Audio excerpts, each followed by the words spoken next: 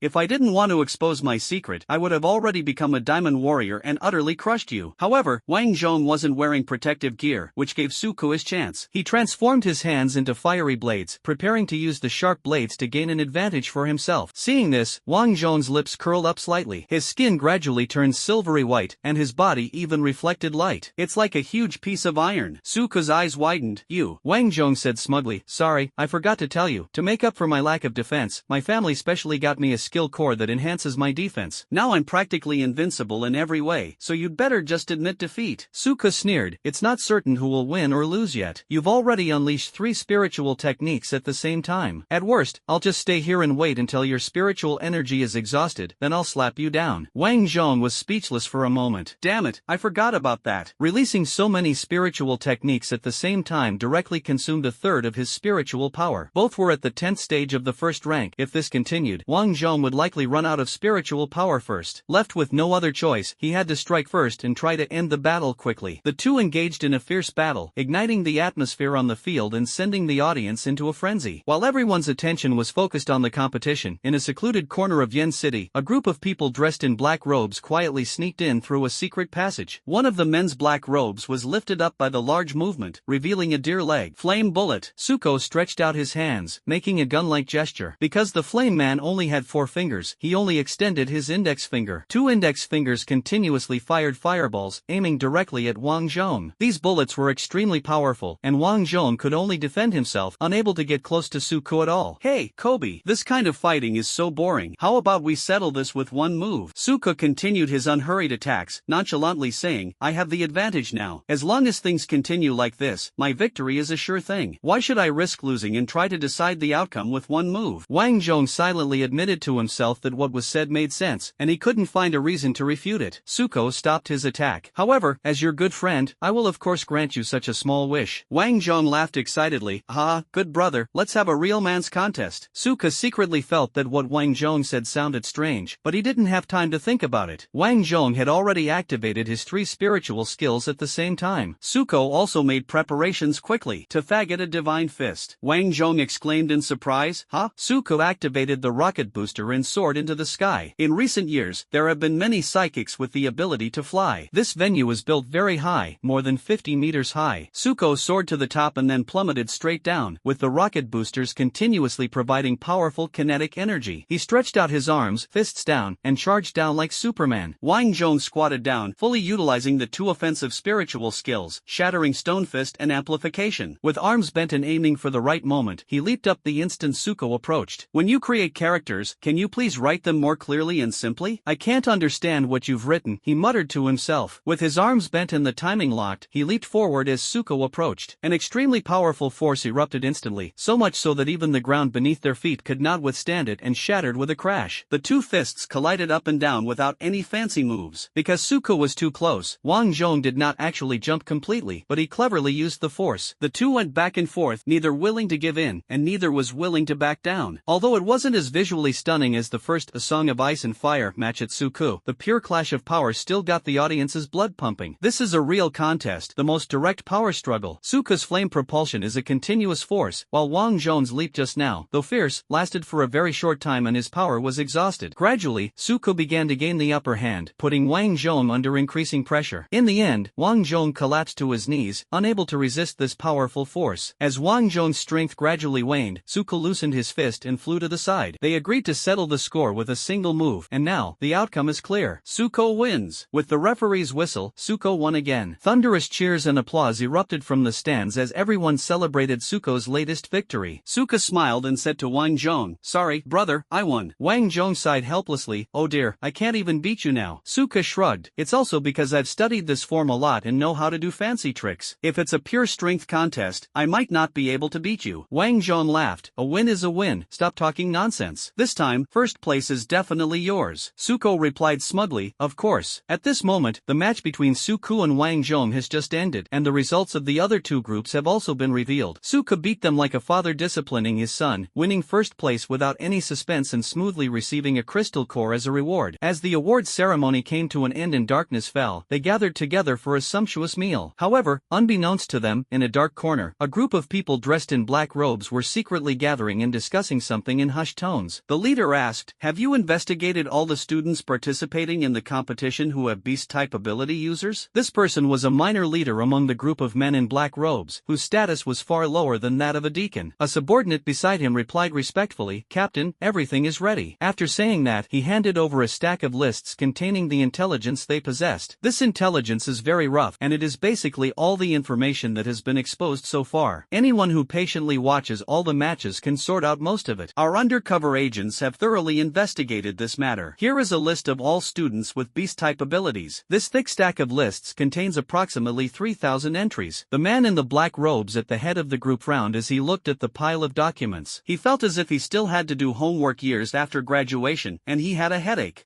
Let me test you. you, see which of these are more suitable. The man in black robe's eyes lit up. Could it be that the captain is going to promote me? He excitedly set out to perform. Captain, look, these are the suitable candidates I have selected so far. The vast majority of them are wolf-like beasts, but their talents are generally low, with the highest being only superior. Talented at the superior level? The captain's tone was tinged with dissatisfaction. This is far from his expectations. It should at least be at the top level. However, his gaze fell upon a rather unusual document. The person in the document was Suku. He picked up the document, pointed to the information on it, and said, "This person's ability is shown as materialization, but his real ability is beast transformation. I won't go into details. The key point is that his beast transformation form is an elemental life form, and it's humanoid. His talent is indeed quite high, but it has absolutely nothing to do with wolves." Ah! The captain's tone was tinged with anger, feeling that he had been tricked by his subordinates. The subordinate hurriedly explained, "Captain, please calm down. There must be a reason why he was listed." "Then tell me, what is the reason?" "Ah, Captain, look at the information. This kid's talent is Earth level, and he's the only beast-type ability user with Earth level talent. So what? High talent is a good thing, but his beast form has nothing to do with wolves. What should we do if our demon transformation potion can't achieve its maximum effect on him?" "Captain, please read on." The captain flipped through the file again and found another line of text below. "Suspected of having multiple forms? What does that mean?" "It means exactly what it says. The undercover investigation shows that this kid is not only in the obvious fire human form. Look at the symbol on his chest. A while ago, a guy called Hacker appeared in the underground arena. He was also a beast transformation ability user. Although the beast transformation type is different, the symbols on their chests are exactly the same. Could they be backed by the same organization? If that's the case, why would they dare to display this logo so openly? Besides, we've never heard of this organization before." The captain nodded, finding the speculation quite reasonable. "Are there any other clues?" "According to our investigation, this person has two close friends, one with the ability to enhance muscles and the other with the ability to wear rock elemental armor. The three of them were very close in the underground arena in their early years, so we have good reason to suspect that they are the same team." The captain nodded. "If that's the case, his value is indeed far greater than those wolf-like beast-transformed psionicists who only have low-level talents. Beast-type psionicists are essentially still human, but their bodies are transforming into another life form. Although their genetic structure remains unchanged, the cells in their blood are gradually taking on the form of that creature. The demonization potion they are developing is the key to completely evolving humans into demonic beasts at the genetic level, so choosing beast-type psionicists as experimental subjects is the most suitable. This is the latest research result of their evolutionary religion. Because the headquarters was under close surveillance by the authorities of various countries and could not conduct experiments, the mission was handed over to them. Those selected now are precisely those with beast-like abilities, the most suitable for injecting the demon-transforming potion. Ah! At this point, Suko became their target. This kid is only at the first level, 10th stage, while we have 3 second-level experts. Capturing him would be a piece of cake, but just to be on the safe side, let's wait until he's alone before we make our move. A reader asked if it would be possible to give the main character a female lead. I'm still single myself. How could I possibly give the female lead to him? So what if I'm single? Let's stay single together. If I don't have a girlfriend, neither should you. To avoid detection by the people of Yen City, the strength of the participants in this infiltration operation was strictly limited. The highest level was only Tier 2, Stage 5, in order to reduce the risk of being discovered. After all, being too strong can easily attract attention. In order to successfully capture Suku, he did not hesitate to send a second-tier 3rd-stage expert, a second-tier 2nd-stage expert, and 3 first-tier 10th-stage experts to act together. Only 8 people participated in this operation. 5 of them were responsible for making arrests. After the 5 men left, one of the remaining 2 subordinates couldn't help but ask the captain, "Captain, what should we do next?" The captain replied with a firm gaze, "We must be extremely careful to ensure everything goes smoothly. Considering the possibility of the arrest failing, we also need to make other preparations. You two come with me to visit Suko's parents." "Understood," the 2 replied in unison. As night deepened, Suko parted ways with the 2 halfway and embarked on his journey home alone. He had just won the championship, and the principal and the mayor came to his house to congratulate him. While a champion in a regular competition wouldn't necessarily go this far, the fact that he has a legendary aunt with exceptional talent makes him the focus of much attention. Suko was walking leisurely when he suddenly sensed that the atmosphere around him was strange. He immediately became alert and placed his right hand on the small, worn-out watch. The fact that he was able to spot the anomaly was thanks to Zhang Xin. After all, that guy always launched surprise attacks without warning, which kept him on edge for a while and honed his alertness. "Who's there? Come out." 2 people dressed in black robes emerged from the dark alley. Their rank was level 1, stage 10. "I thought you were just an ordinary high school student student, but I didn't expect you to discover us. Stop talking nonsense and take them away right now. The two rushed toward Tsuko at the same time. Tsuko skillfully evaded their capture. Although I don't know who you are, I'm certain you're enemies, so he started the little broken watch. The hero has arrived. Flame Man. As soon as he completed his transformation, Tsuko quickly threw out two blazing fireballs. The two nimbly dodged to the side, but the fireballs seemed to have a life of its own, curving and tracking them relentlessly. Tsuko tried to summon more fireballs when suddenly a sharp whooshing sound came from beside him. He didn't even have time to look before he hurriedly ducked to avoid the blow, but he was still hit in the shoulder by the sudden attack. That was an incredibly sharp throwing knife. Although the throwing knife was extremely fast, its power was relatively limited. Tsuko only felt a shock and pain, but was not actually injured. Damn it! He dodged it. In the darkness, another figure silently emerged. He raised his hand, and several sharp throwing knives instantly gathered around him, shooting towards Tsuko like a rain of arrows. Faced with this dense attack, Tsuko was not afraid at all. With a wave of his hands, he summoned a layer of scorching flame barrier. The throwing knives struck the flame barrier with crisp clanging sounds. They were utterly unable to penetrate this powerful defense, instead gradually melting under the intense heat into a pool of molten iron. Based on my experience reading countless novels, these people must have discovered my special abilities and are keeping an eye on me. Only two showed up earlier, but now there's one more, and there might be others lurking in the shadows, perhaps even stronger ones. I must leave quickly. Besides, since they've come to capture me, they must be well prepared. I don't need to worry about home. The principal and the mayor are both there. There was a fourth-tier opponent and a third-tier opponent, but Tsuko remained completely calm. Now we face these three people, and possibly enemies lurking in the shadows. Tsuko clapped his hands together, and a wave of fire erupted, attacking the person who had thrown the knife. The opponent simply placed two throwing knives under his feet and easily dodged the wave of fire by stepping on them. Tsuko looked at the three people in front of him and raised his hand to release a large sea of fire. The inferno obscured their vision, and taking advantage of the opportunity, Tsuko activated his rocket booster, transforming into a rocket man and quickly escaping. He took to the sky and sped away into the distance at an extremely high speed. But before he could be smug for long, a blast of light hit him. He fell heavily to the ground. A neighbor opened their window and yelled, "Who the hell is that? Can't a person get any sleep at night?" No sooner had he finished speaking than a small energy bullet grazed his scalp and struck the back wall with a bang. The man's once thick hair suddenly became as sparse as the Mediterranean Sea. He was covered in cold sweat, swallowed hard, and quickly closed the window. "Hello, is this 110? Help!" Tsuko struggled to his feet, a sharp pain shooting through his chest. At that moment, countless light bullets surged towards him from all around. With no other choice, he disregarded the secret and immediately switched to Flash Star, flashing to the side. The intelligence was correct. You do indeed have two, or even more, forms. At that moment, a man in black robes stepped out. It was he who fired the light blast. "How many of you have come?" Behind him, another person rushed up at high speed and grabbed his tail. Tsuko hurriedly turned around and, sure enough, there was one more. "Not many, just the five of us." Tsuko sneered. "To arrest just one person, you actually sent 5 people. You really think too highly of me, don't you?" The man in black robes said. "The captain said we must be cautious. Although you are alone, we still need to send out a strong force to ensure that nothing goes wrong." "Tsuko, isn't that being too cautious?" "No problem," the man in black robes said. "No matter what, just come back with us obediently, and you'll suffer less." "Who exactly are you people? Since you've asked so sincerely." Tsuko's heart skipped a beat.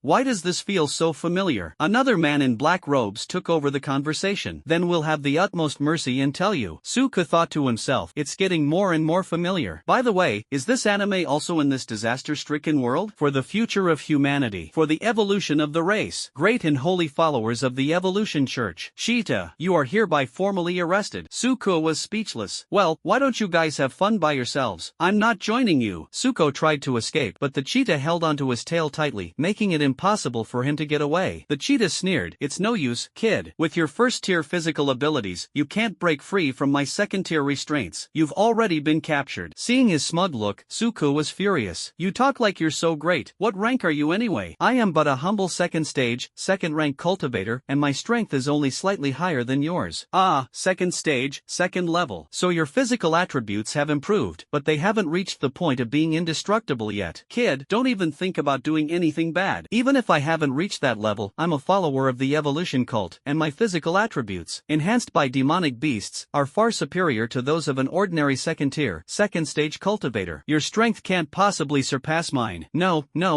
I never said I wanted to compete with you in strength, but since your body isn't that strong, I'm relieved." Tsuko chuckled, stretched out his right hand, and firmly grasped his shoulder. "Now, it's my turn to catch you. Cheetah, hey, I'm telling you, that's a really childish thing to do." Tsuko Suko pressed the logo with his left hand, and the form instantly changed. Before the cheetah could react, Suko had already lifted him up. Four-handed overlord. He lifted the cheetah horizontally, using his four hands to control its head and legs respectively. With a single effort, he tore the cheetah's body in two. Aurora stared wide-eyed in horror, watching this scene in disbelief. He then roared, "Beast!" He waved his hand, releasing a huge ball of light that hurtled towards Suko. Suko leaped away, easily dodging the attack. This time, it was all thanks to his cleverness. The other party had no idea that he had this hidden form, not to mention that Suko grabbed his shoulder first and lifted him up before he could react. The opponent possessed exceptional physical abilities. In a contest of strength, the disparity was vast. Even the four-armed overlord would struggle to match him. However, tearing his body apart wasn't about brute force. While his body was sturdy, it wasn't indestructible. He has now eliminated a very threatening enemy. Seeing the Aurora unleashing its furious attacks on him, Suko decided against a direct confrontation. Ghostly figure. He switched to his ghost form, his body instantly becoming invisible, and all the light bullets passed right through him, unable to hit him at all. You even have forms. Perfect. The more forms you have, the more attractive you become to us. Be a good test subject. What kind of experimental subject? Come with me and you'll see. Aurora chanted the incantation, Aurora Cage. Suko was immediately surrounded by a barrier formed from light elements, which firmly trapped him. But Suko simply shifted to the side and easily passed through the barrier. What? Without another word, he swiftly pounced forward and used possession magic. Despite possessing second-tier, third-stage strength, the opponent's main focus was not on mental power, making them completely unable to resist Suko's control. His body was easily under his control. Let me see what you're planning to do to me. Ghosts can devour souls, and naturally they can also glimpse memories. Just as Suko was about to check, a voice suddenly came from behind him. Aurora, what happened? It turned out that the three people had arrived. Suko quickly composed himself and shouted to them, "Damn it, that kid was hiding something, and he killed the cheetah. How is that possible? The cheetah is at tier 2, while that kid is only tier 1. What do we do now? If we don't complete the mission, our fate will be dire. Aurora, I have a solution, but I need your help." "What kind of help do you need? Just say it." "Aurora, I would like to invite you." Suko interrupted, "Go die." He manipulated Aurora's body and released 3 powerful light bullets, which shot directly at the 3 people. They were completely unprepared for their comrade's sudden attack and were hit by the light bullets. "What's going on? Aurora, what are you doing? Are you going to betray the church?" The 3 stared in shock at the scene before them. Suko said coldly, "You'll know when you get to hell." A slash formed from intense light elements swept across, cleaving one of them in 2. "Kill this traitor." The remaining 2, one used throwing knife techniques, and the other transformed into a bear. One provides long-range cover, the other engages in close combat. The human who is transformed into a bear beast possesses astonishing strength, but the person Suko is currently controlling, although only at the second-tier 3rd stage, can still go toe-to-toe with him. However, this person was really too poor. Despite already being at the 2nd tier, he hadn't even absorbed a single skill core. His talent is convergence, which allows him to more easily gather light elements into physical forms, making the light elements more stable and easier to control. His 1st-tier skill is Light Bullet, and his 2nd-tier skill is Light Slash. Suko unleashed a Light Slash, a pure white strike that swiftly flew towards the bear beastman. The bear orc raised his arm to block, but the powerful attack left a deep bone-revealing wound on his arm. 10 throwing knives flew towards Suko at incredible speed. Suko didn't dodge at all, letting the throwing knives pierce Aurora's body. "Since this body isn't mine, why worry?" Then, he manipulated Aurora's body and directly hugged the bear beastman. He then activated his ghostly aura ability, devoured his soul, and then possessed the bear beastman's body. The Aurora seemed to suddenly lose its life, collapsing limply to the ground. The knife-throwing man walked over and asked, "Is he dead?" The bear beastman coldly replied, "He's dead. You're next." "What?" The bear man's massive paw slammed into the knife-throwing man's head, completely crushing the right half of his skull. The knife-throwing man collapsed to the ground, lifeless. Then, Suko devoured the bear beastman's soul and floated out of his body. "I didn't expect that the souls I devoured could be converted into spiritual power. With the 2 souls I just absorbed in the crystal core, it seems like I'll definitely break through to the 2nd tier." Just then, the sound of police sirens came from afar, clearly indicating that the person from earlier had called the police. The sounds of their fierce fighting attracted the attention of many people. "There are surveillance cameras everywhere here, so the secret probably can't be kept anymore. Oh well, these guys are from the evolution cult anyway, killing them shouldn't be a problem." After Suko returned to normal, he looked at the corpses on the ground and his face suddenly turned pale. Just now, due to the urgency of the situation, it was probably due to adrenaline. Although he didn't know if adrenaline would still exist after becoming an alien, he didn't feel anything. The battle ended, and he returned to his normal self, only then realizing he killed someone. He then gently patted his face, trying to clear his head. "Calm down. These people are cult members. As citizens of China, we have the right to act first and report report later. Killing them is also for the sake of social safety. Calm down, calm down. Although he tried to comfort himself with these thoughts, the fact that he had ended someone else's life with his own hands still left Suko feeling unsettled. Although murders occasionally occur in the underground arena, he has always remained an observer. Even when he suffers psychological trauma, he recovers quickly. This time was different. He personally sent the other person to the underworld. Before, I was just a spectator, like watching a 3D movie. Now I'm a participant, and the experience is completely different. Even though he knew that killing was not illegal, he was still filled with fear and unease deep in his heart. He stood there for a full half-minute before finally calming down. Just then, the police arrived. A dignified middle-aged man stepped out of the car, his eyes sharp as a hawk's. After scanning the surroundings, his gaze settled on Suko. The man recognized him because he had followed the game. "Excuse me, what's going on?" Suko took a deep breath, trying to calm himself, and slowly replied, "These are people from the evolution cult. They've got their eyes on me." As soon as the words were spoken, all the security guards at the scene stared wide-eyed, their faces filled with disbelief, and exclaimed in unison, "The evolution cult." The evolution cult is the most evil organization on Earth, with immense and rampant power. Despite repeated joint efforts by governments around the world to deploy their strongest military forces in an attempt to wipe them out, they have failed time and again. This cult is as tenacious as weeds. No matter how hard you try to eradicate it, it always manages to rise again. Intelligence indicates that the evolution cult even has an 8th-tier expert within its ranks, making them even more difficult to deal with. Even more terrifying, they gained the support of demonic beasts. These factors combined have left governments around the world helpless against evolutionism, unable to eradicate it completely. After each encirclement and suppression operation, the evolution cult always finds an opportunity to catch its breath and quickly recover its strength. They continue to recruit new members, rapidly expanding their ranks and posing a serious threat to society. Faced with this situation, governments around the world are extremely helpless and have no way to resolve it. The only thing we can do right now is to launch an immediate crackdown once we discover any trace of the evolution cult, and we have enacted a law that stipulates that any member of the evolution cult, regardless of their status or position, can be killed on the spot. However, this law was not very effective because members of the evolutionary cult were often very well hidden and difficult to detect. This young man has now been targeted by the evolution cult, and he has even managed to kill so many of them. The middle-aged man leading the group was the director of the Public Security Bureau, a powerful expert at the second stage of the 3rd tier. He was free today, but someone reported that there were psychics causing trouble here, so he had to come in person. He immediately noticed that 2 of these people had previously been at the 2nd rank. This shocked him greatly, and judging from the aura of the young man in front of him, he was only at the 10th level of the 1st rank. He walked up to Suko and patted him on the shoulder. "Young man, you're quite good. Come with us to the police station to make a statement. These people are indeed members of the evolutionary cult. Not only are you fine, you'll even receive a reward." Suko nodded, "Okay." Just as he was about to get on the bus, suddenly, a loud alarm sounded. The sound was deafening. The entire city could hear it. Upon seeing this, the bureau chief's expression changed drastically. This is a high-risk alert. Monsters are attacking the city." Upon hearing the words monster siege, Suko was startled. Monster siege? How could such a disaster happen out of nowhere? The director frowned and shook his head, saying, "I don't understand either. Usually, monster attacks only occur in winter when food is scarce or when there are too many monsters, and it usually happens only once every 3 years. Now it's summer, and the temperature is hot. Most monsters are too lazy to leave their nests, so this situation shouldn't be happening." For some reason, Suko felt a vague unease, as if the monster siege was aimed at him. The bureau chief's expression was serious. "The situation is urgent. There's no time for complicated procedures. Young man, you should go home immediately. If a monster with special abilities bypasses the blockade and sneaks into the city, the consequences will be unimaginable. We must organize patrols immediately to ensure the city's safety. Please be careful." Suko nodded emphatically, indicating that he understood. "I understand." Without hesitation, he instantly transformed into a flash mob star, leaving the scene at lightning speed and sprinting home. At this moment, keeping the secret was no longer important. He only wanted to escape this dangerous place as quickly as possible to avoid being devoured by monsters or falling into the hands of the evolution cult. At the same time, the bureau chief ordered via walkie-talkie to mobilize all security personnel to prepare for a full-scale patrol within the city. On the other side, Suko ran at top speed, the buildings around him rushing past like phantoms. However, the unease in his heart grew stronger. Suddenly, a giant, pure white net descended from the sky, enveloping him completely. Clearly, this net was a meticulously laid trap. Suko, momentarily careless, had fallen into it. "I didn't expect that all the men I sent would be wiped out by you. I have to admit, you do have some skill, but that's all you can do. Now come back with me obediently." A man in black robes emerged from the darkness, his tone icy. Suko didn't want to listen to any more nonsense, so he kept waving his claws, desperately trying to tear open the large net. It's no use. This web is made of iron spider silk. Even a third-tier psionicist can't tear it. Don't waste your energy. Originally, I wanted to go directly to your house and bring your parents out, but I didn't expect so many experts to gather there. I had no choice but to ask you to trigger a beast tide to lure them away. Upon hearing this, Suku was furious. What do you mean? What have you done to my parents? Don't worry, they're still lying in bed sleeping peacefully, but there are 2 more people guarding them. Whether they're protecting them or harming them is up to you. What are you planning to do? If you just come with me, they'll be fine. Where do you want to take me? I'll take you to heaven. It's the cradle of human evolution. I'll take you to complete the beacon that will illuminate humanity's future. His tone grew increasingly impassioned, his arms raised high above his head, his gaze fixed on the sky. For now, I can only pretend to agree to his request to ensure my parents' safety. I can go with you, but how can I be sure you'll really let my parents go? The man in black robes spoke with a hint of anger. You probably don't understand the current situation. We are the ones in control, and you have no right to bargain with me. Then, his tone softened. However, as a gentleman, I might keep my promise. As long as you cooperate obediently, your parents will be fine and will even have sweet dreams tonight. After all, we don't want anyone to die, otherwise things would get much worse, don't you think? They even dare to stir up a beast tide. Do you still care about this kind of situation? Hearing what the other party said, Suka couldn't help but complain in his heart, but he knew that this was not the time to play tricks, so he can only put down his claws and return to his original form. The man in the black robe smiled with satisfaction. He then put his hand to his ear and turned on the walkie-talkie. Come back immediately and prepare to evacuate. Yes, came the 2 responses. Then he walked toward Suko, took out a thin needle, and stuck it into his neck. Hiss, what did you inject me with? Was it an anesthetic? If it were an anesthetic, you would have passed out long ago. Besides, I'm a psychic, so I don't need anything like that to put you to sleep. What is this? Ah! Before he could finish speaking, a sharp pain shot through his body, as if someone were cutting him with a knife. What on earth is going on? It seems the wolf-like demon transformation potion is starting to work. Now we can take you back for the doctor to study properly. The man in the black robe removed his hood, revealing a pair of deep eyes that stared intently at Suku. Immediately afterwards, his eyes suddenly emitted layers of ripples, covering Suku's body, and gradually, Suku closed his eyes. He was the 2nd-tier, 5th-level captain who had infiltrated the area back then. An extremely rare psychic. Looking at the sleeping Suku, he smiled with satisfaction, picked up the net, and ran towards the meeting point. After reuniting with his 2 men, they left the city through a secret passage. Meanwhile, at the military base on the outermost edge of the city, a large number of monsters launched a frenzied attack, and the soldiers and psionicists on the city walls fought desperately to resist. Gaojin roared, what on earth happened? Have these beasts gone mad? Do they have rabies or mad cow disease? Why did they suddenly start attacking the city? A subordinate beside him replied anxiously, Sir, this beast tide was suddenly launched by a sea-level mutated beast, the Crimson Feather Eagle. It usually stays in its nest high in the mountains, occasionally coming out to hunt, and has always been very well behaved. But today it suddenly went berserk, gathering monsters to attack us. Gaojin slammed his fist on the command table. That scruffy bird? Is it tired of living? Usually, there are quite a few sea-level demonic beasts in its nest, and we don't dare to make any rash moves. Now it actually dares to come out and attack the city, and there are no other sea-level demonic beasts around. If we had sent more than 2 4th-level psionicists, we would have kept it there long ago. A beast is a beast, utterly stupid. Gaojin stared at the familiar scruffy bird in front of him and couldn't help but curse. They usually deal with these monsters and know their habits and strength. This scruffy bird usually hides in its nest because there are other powerful sea-level monsters there, and they dare not provoke it easily. Unexpectedly, today it took the initiative to attack and charged towards the city. Just then, a voice came from outside, Old Gao, stop complaining. Although this monster attack came suddenly, it's also a rare opportunity. Not only can we clear out the monsters outside in advance, laying a good foundation for next year's college entrance examination, but we can also kill a sea-level monster, greatly reducing the threat around Yen City. In this way, the area around Yen City will be safer in the future. Moreover, the number of monsters in this wave is not enough to break through our city walls. At most, it will just be a waste of some resources. Gaojin looked up in the direction from which the sound came. The visitor was none other than Yi Tian, the mayor of Yen City. He frowned, silently weighing the other person's words in his mind. Indeed, while the monster siege brought them trouble, it also provided a rare opportunity. If we can successfully repel this attack, we can not only make full preparations for next year's college entrance examination, but also reduce future threats. Moreover, judging from the current situation, the city walls should be able to withstand the attack of the monsters, but it will come at a certain cost. Good heavens, you finally arrived. Without further ado, let's hurry and deal with that scruffy bird. Roast it, and I'll treat the whole camp to meat. He then turned to his men. You, go and tell the cooks to prepare the seasonings, the big pot, and the grill. We're about about to eat?" The subordinate quickly replied, "Yes." Gaojin said, "Let's go, God, let's go." He rushed out the door first, bent his knees, and leaped up. He was launched like a cannonball and flew away into the distance. He is a 4th tier, 4th stage power type psychic with extremely high physical strength. Yi Tian looked at his friend who had already flown far away and shook his head helplessly, still so impatient. Then, he merged into the shadows beneath the earth, becoming a black shadow, and moved silently in that direction across the ground. He is a 4th tier, 4th stage dark attribute psionicist who can transform himself into a shadow and move freely in the darkness. It was the dead of night, the time when dark energy was at its strongest. The two arrived at the location of the Crimson Feather Eagle. The monster was flying high, flapping its wings and roaring, "Hold head high, fuck your grandpa." Gaojin leaped up and punched fiercely. The red-feathered eagle gently flapped its wings, instantly unleashing a fierce storm. With nowhere to grab onto in mid-air, Gaojin could only stagger backward as the hurricane blew him away. Right behind him, a pitch-black curtain caught him steadily. On the ground, Yi Tian deactivated his shadow cloak and emerged directly from underground. Gaojin laughed and said, "Ha, come on, God, let's play with it together." This feeling, he took a deep breath, gathered all his strength, and threw a punch. A whistling sound filled the air as the fist flashed out like lightning, carrying a sharp gust of wind, and struck the enemy directly. The fist's shadow seemed almost tangible, containing boundless power. Sensing the power of the punch, Akabane Taka hurriedly tried to dodge to the side. The web of night. As Yi Tian gave a low shout, a giant, pure black net woven from dark energy suddenly appeared where the Crimson Feather Eagle was about to hide, blocking its path. This sudden change caught Akabane Taka off guard. Although it reacted quickly and stopped in time, avoiding a direct collision with the giant net, it missed the best opportunity to dodge and could only watch helplessly as the fist struck its abdomen. "Hold head high." The Crimson Feathered Eagle let out a painful roar, its voice shaking the heavens and the earth. Its eyes instantly turned bloodshot, clearly enraged beyond measure. It spread its enormous wings, its feathers as hard as iron, gleaming with a cold, icy light. With a sudden flap of its wings, countless feathers shot towards Yi Tian and Gaojin like flying knives, forming a dense offensive. Faced with such a fierce attack, Yi Tian displayed extraordinary agility. He used Shadow Cloak, his figure instantly merging into the darkness and disappearing without a trace, successfully avoiding the feather attack. Gaojin, on the other hand, is even more hardcore. He didn't choose to dodge at all, but instead met the attack with an imposing stance. He used both fists and feet to swat away the incoming feathers, demonstrating immense strength and precise technique. Those seemingly sharp feathers were completely unable to penetrate his defenses. "Man of Steel!" Gaojin roared, his body radiating a powerful light. His body underwent a dramatic transformation, his muscles swelled and his skin hardened like steel, gleaming with a metallic sheen. His entire body seemed to transform into an impregnable fortress, exuding an aura of fear. At the same time, Yi Tian activated his ability again. "Night has fallen," Yi Tian shouted in a low voice, and the surrounding environment instantly plunged into darkness, so dark that one could not see their own hand in front of their face. Previously, the surrounding scenery could be vaguely seen under the moonlight, but now it was completely dark, and there was no difference between opening and closing one's eyes. In this darkness, fierce flames erupted from the Crimson Feather Eagle's body. Strangely, although the flames were intense, they could only illuminate a 1-meter radius around it and could not spread further. From a distance, it looks like a tiny glimmer of light in the darkness. Under the cover of the thick black night, the red flames on the Crimson Feather Eagle's body appeared exceptionally dazzling. Under the cover of darkness, Yi Tian silently led Gaojin closer to the Crimson Feather Eagle, preparing to deliver a fatal blow. The darkness not only obscured their vision but also blocked their senses, so Akabane Taka was completely unaware of the two approaching. By the time it came to its senses, it was too late to dodge. Gaojin had already rushed forward and smashed it hard with his fist, which was wrapped in spiritual energy. The Akabane Eagle was so dizzy from the punch that it fell straight down from mid-air. Shadow Hand. With a low shout, a huge, pitch-black hand rose from the ground, its 5 fingers as hard as iron, firmly grasping the Crimson Feather Eagle and lifting it high into the air. The Crimson Feather Eagle flapped its wings desperately, but it could not break free from the Shadow Hand's restraints. Gaojin delivered a powerful whip kick, his leg transforming into a sharp blade that slammed into the Crimson Feather Eagle, leaving a deep bloody gash. The injury ignited the Red Feather Eagle's wildness, and flames instantly blazed on its body, gradually engulfing and dissolving the Shadow Hand. The Crimson Feathered Eagle opened its enormous beak and spat out a blazing fireball. The fireball roared in, carrying intense air currents and raging flames, streaking across the sky like a meteor, heading straight for Gaojin. Despite the fierce attack, Yi Tian remained calm and released his spiritual technique once again. Touch of Darkness. A jet-black tentacle grew out of the ground, shattering the fireball like a sharp whip. Shadow Possession. Yi Tian shouted loudly, and his whole body instantly turned into a shadow, swiftly disappearing into the light and shadow emitted by the burning flames of the Crimson Feather Eagle. Just then, the Crimson Feather Eagle suddenly stiffened and trembled as if it had been frozen in place, and then its 2 wings spread out uncontrollably, body, completely exposing its most vulnerable parts. Its eyes were filled with terror and despair as it struggled to regain control of its body, but Yi Tian firmly controlled its shadow and maintained control of the situation. The red-feathered eagle struggled repeatedly, sometimes trying to fold its wings, sometimes being forced to spread them open, looking utterly pathetic. On the other side, Gaojin was also busy, putting all his efforts into stacking various buff states. Amplification, doubling, heavy punch, mountain-splitting punch, fist energy. Gaojin chanted, spitting out a series of skill incantations. Of these 5 skills, 2 are powerful amplification skills that can instantly increase his strength several times over. The other 3 are extremely powerful offensive techniques, each capable of splitting mountains and shattering rocks. When these 5 skills are perfectly combined, the power they unleash is immeasurable. Gaojin took a deep breath, pushed off the ground with both feet, and leaped high into the air, like a fierce cheetah pouncing on its prey. He clenched his fist and, with unparalleled power, slammed it down on the red feather eagle's chest. The force of that punch was like a thunderbolt, as if it tore apart the surrounding air. Yi Tian also managed to break free of the possessed state in time, avoiding being affected. Just as Gaojin's fist was about to strike the crimson feather eagle, the force of this punch actually penetrated the red feather eagle's body, like hitting a cow through a mountain wall, with the impact bursting out directly from behind it. This kind of scene often appears in animated films, and I'm not very good at describing it. It was in so much pain that its eyes almost popped out. This blow pierced through its internal organs, and now it has no chance of survival. The crimson feather eagle collapsed to the ground, too weak to stand up again, but its eyes remained fixed on the direction of Yin City, filled with resentment and worry. Yi Tian asked in confusion. The beast tide caused by this monster was already inexplicable, and now it's even showing such an expression? Gaojin replied dismissively, why bother with all that? Such a big bird is just the right amount to feed the people in the camp. Besides, this mutated beast is of such a high level, it'll be good for me to see if it has any crystal cores. Generally speaking, the higher the level of the mutated beast, the greater the probability of it producing a crystal core. According to statistics, the probability of a 4th-tier monster dropping a crystal core is about 70%. Gaojin punched the red-feathered eagle's head several times, cracking its skull, and then snapped it open with both hands. I understand everyone's desire to add their own characters, but can we please restrain our imaginations a little? I don't even dare to write the stories you've submitted to me. Gaojin placed the carcass of the crimson-feathered eagle on the ground, then sat on its back and smashed its head several times until the skull cracked open and blood gushed from the wound. Then, he stretched out his hands, grabbed the sides of the skull, and pried it open with force. The skull of the red feather eagle was easily broken open like a ripe watermelon. Ha, it's a success. Good heavens, you're only at level 4 now. This crystal core is yours, absorb it well, Gaojin said excitedly, handing the crystal core in his hand to Yi Tian. Both were 4th-tier experts, but their identities differed, and they also had different times and opportunities to cultivate. As mayor, Yi Tian usually has to handle various government affairs and doesn't have much time to cultivate, so his strength is only at the 2nd stage of the 4th rank. Gaojin, being a soldier, has fixed training and cultivation time every day, making him relatively stronger, having already reached the 4th level, 4th stage. Yi Tian took the crystal core and said with a serious expression, this is public property and cannot be taken for personal use. Don't even think about doing anything wrong. He knew that crystal cores were crucial for cultivators, as they could enhance their strength, but as a public servant, he had to abide by the regulations and could not use his power for personal gain. Gaojin complained somewhat discontentedly, TCH, every time we work our butts off killing a mutated beast, we still have to hand it over. It's really frustrating. Who wouldn't complain? After putting in so much effort, it turns out the thing isn't even theirs. Yi Tian sighed helplessly and explained, there's nothing we can do. We're government employees. If we had killed this mutated beast ourselves, it would be ours. But since it triggered a beast tide, this is a government matter, and the spoils naturally belong to the government. Gaojin waved his hand impatiently. Alright,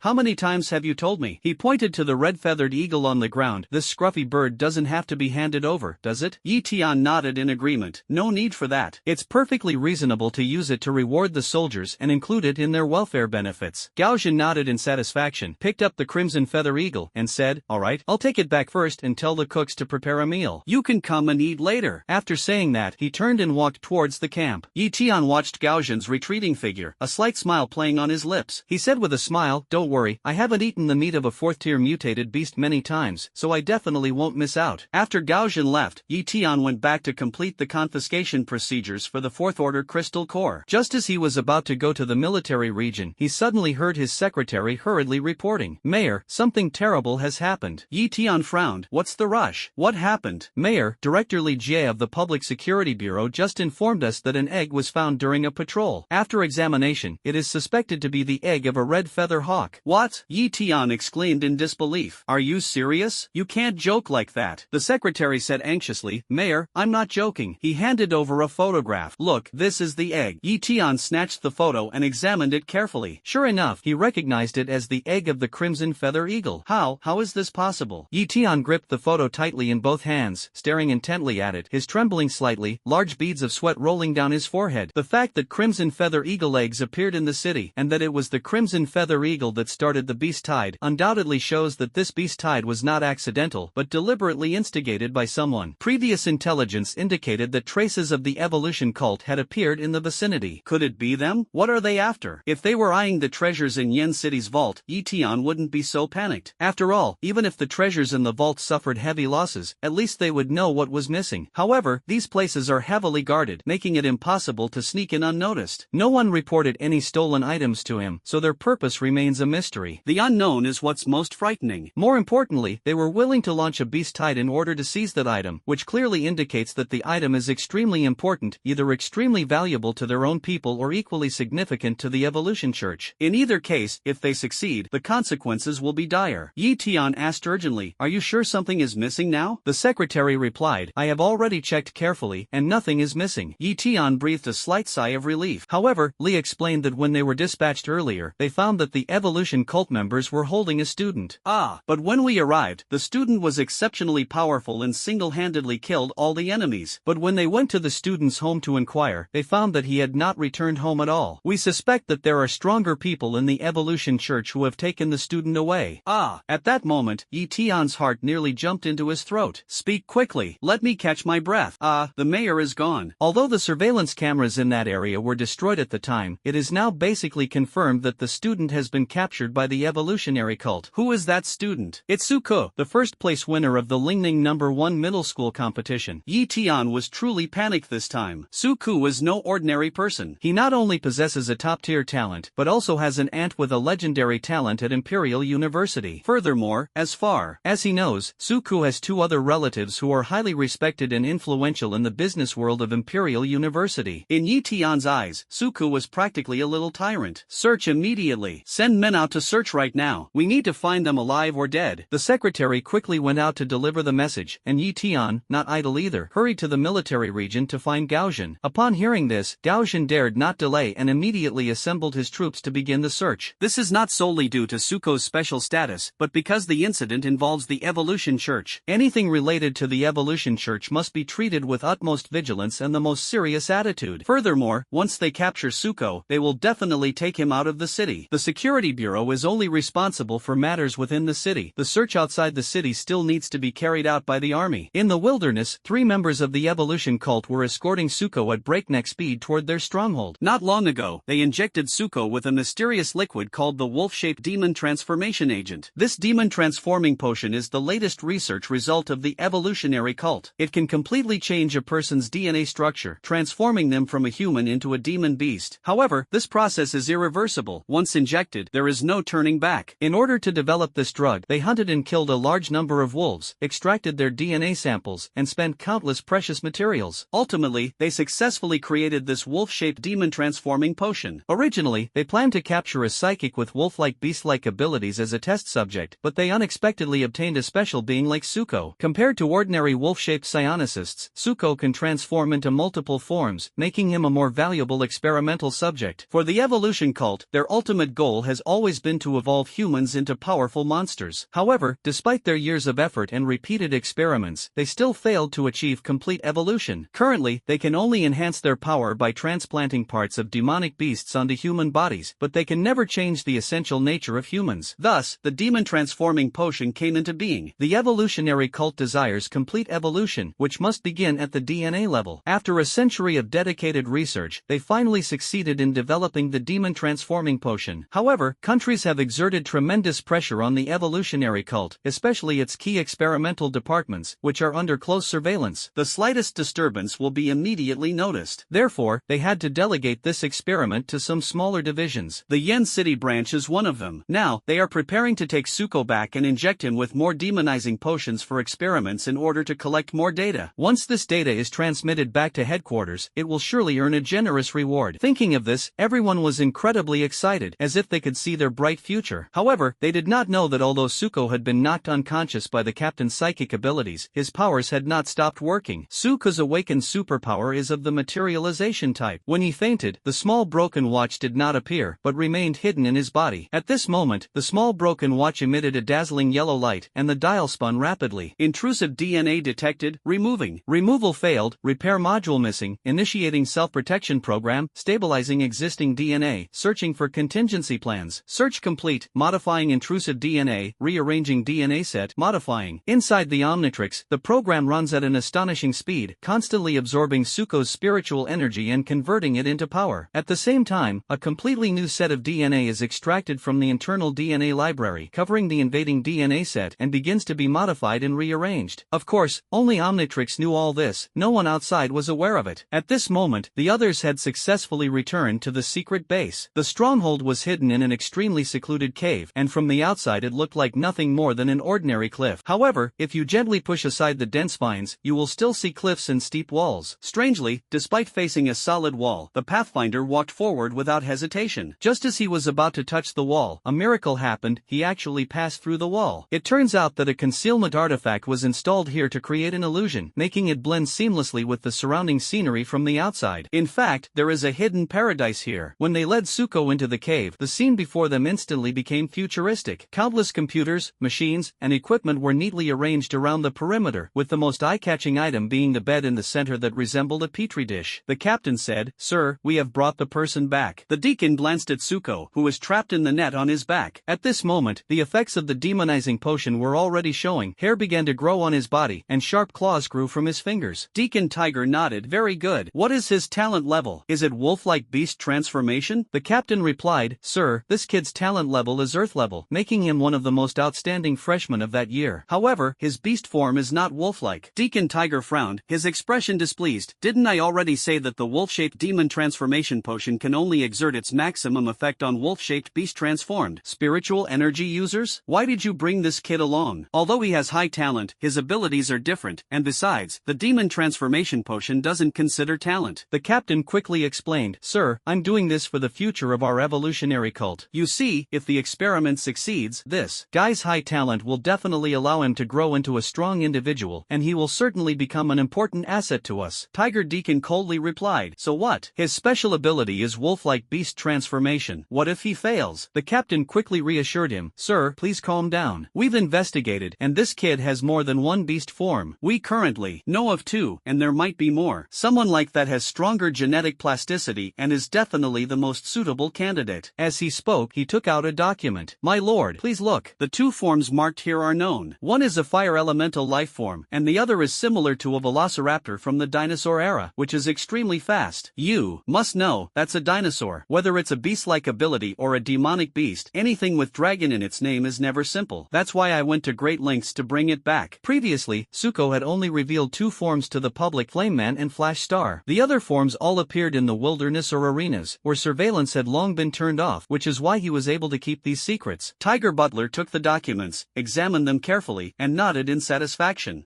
Not bad. It seems I misunderstood you. Go and collect 2 high-grade E-level crystal cores, and the 2 behind you too, 1 mid-grade F-level crystal core each. Go and collect your rewards." "Thank you, sir." The 3 of them respectfully bowed and eagerly went to collect their rewards. Tiger Deacon removed the net binding Suko and carefully moved him into the petri dish. Then, he walked to a huge pool, took out a small bottle, and gently sprinkled the mysterious powder into the water. The powder dissolved into the water, instantly creating violent ripples on the previously calm surface. Immediately afterwards, the water seemed to come alive and began to tremble. Shockingly, the water, like a deformed monster, slowly crawled out of the pool along the glass wall. As soon as the water hit the ground, amazing changes began to occur. The originally flat body of water gradually became three-dimensional, eventually transforming into a lifelike human figure that was indistinguishable from an ordinary person. This person had an eerie blue complexion and deep, sharp eyes. "Doctor, you've arrived." Upon seeing the mysterious figure appear, Deacon Tiger immediately bowed respectfully, his face showing a hint of fear. The man turned to look at Deacon Tiger, a gentle smile appearing on his lips. "Little Tiger, why are you so nervous?" "I'm not going to eat you," Tiger Butler muttered to himself. "Of course you won't eat me, but you'll dissect me alive." But outwardly, he still dared not show the slightest dissatisfaction or resistance, and respectfully said, "Doctor, you are joking. You are the top scientist at headquarters. My respect for you is like a surging river, never ending." "That's right, this person is the top scientist of the evolution cult and the inventor of the demonization potion. No one knew his real name, everyone just called him Doctor. In their eyes, he also had a nickname, the Mad Doctor, because his madness was directed not only at others, but also at himself. He was willing to give everything for his research. In the early stages of developing the demonization potion, he captured a large number of people and demon beasts, performed live dissections, and frantically extracted blood and tissue. What's wrong? To save time and speed up the process, he even invented an organic body. That pool of water just now was his organic body, sprinkled with specific medicinal powder to give it activity. The doctor connects his consciousness to the fluids of this organic body, and they can then transform into another doctor. Although he has no combat ability, he shares a brain with the doctor, which is equivalent to one person controlling two bodies. But each batch of organic body fluid requires the consumption of a large amount of his body tissue, necessitating self-mutilation. And he has hundreds of these fluids. Wake him up, the doctor instructed the Tiger Steward. Tiger Deacon obeyed the order, stepped forward, and channeled his spiritual power into Suka's body to dispel the hypnosis. A moment later, Suka slowly opened his eyes, feeling his body full of strength, but he couldn't move his limbs at all. Welcome to my lab, kid. The doctor looked down at Suko, his eyes filled with coldness and madness. You will become my experimental subject, contributing to my research. Fear surged through Suka's mind in an instant. He struggled desperately, but found that he had no control over his body at all. There was no reaction from the spiritual energy within my body, and I couldn't summon the little broken watch either. Don't waste your energy, just be a good guinea pig. We'll have a wonderful time together from now on. The doctor chuckled sinisterly, his voice echoing throughout the laboratory, sending chills down everyone's spine. Why?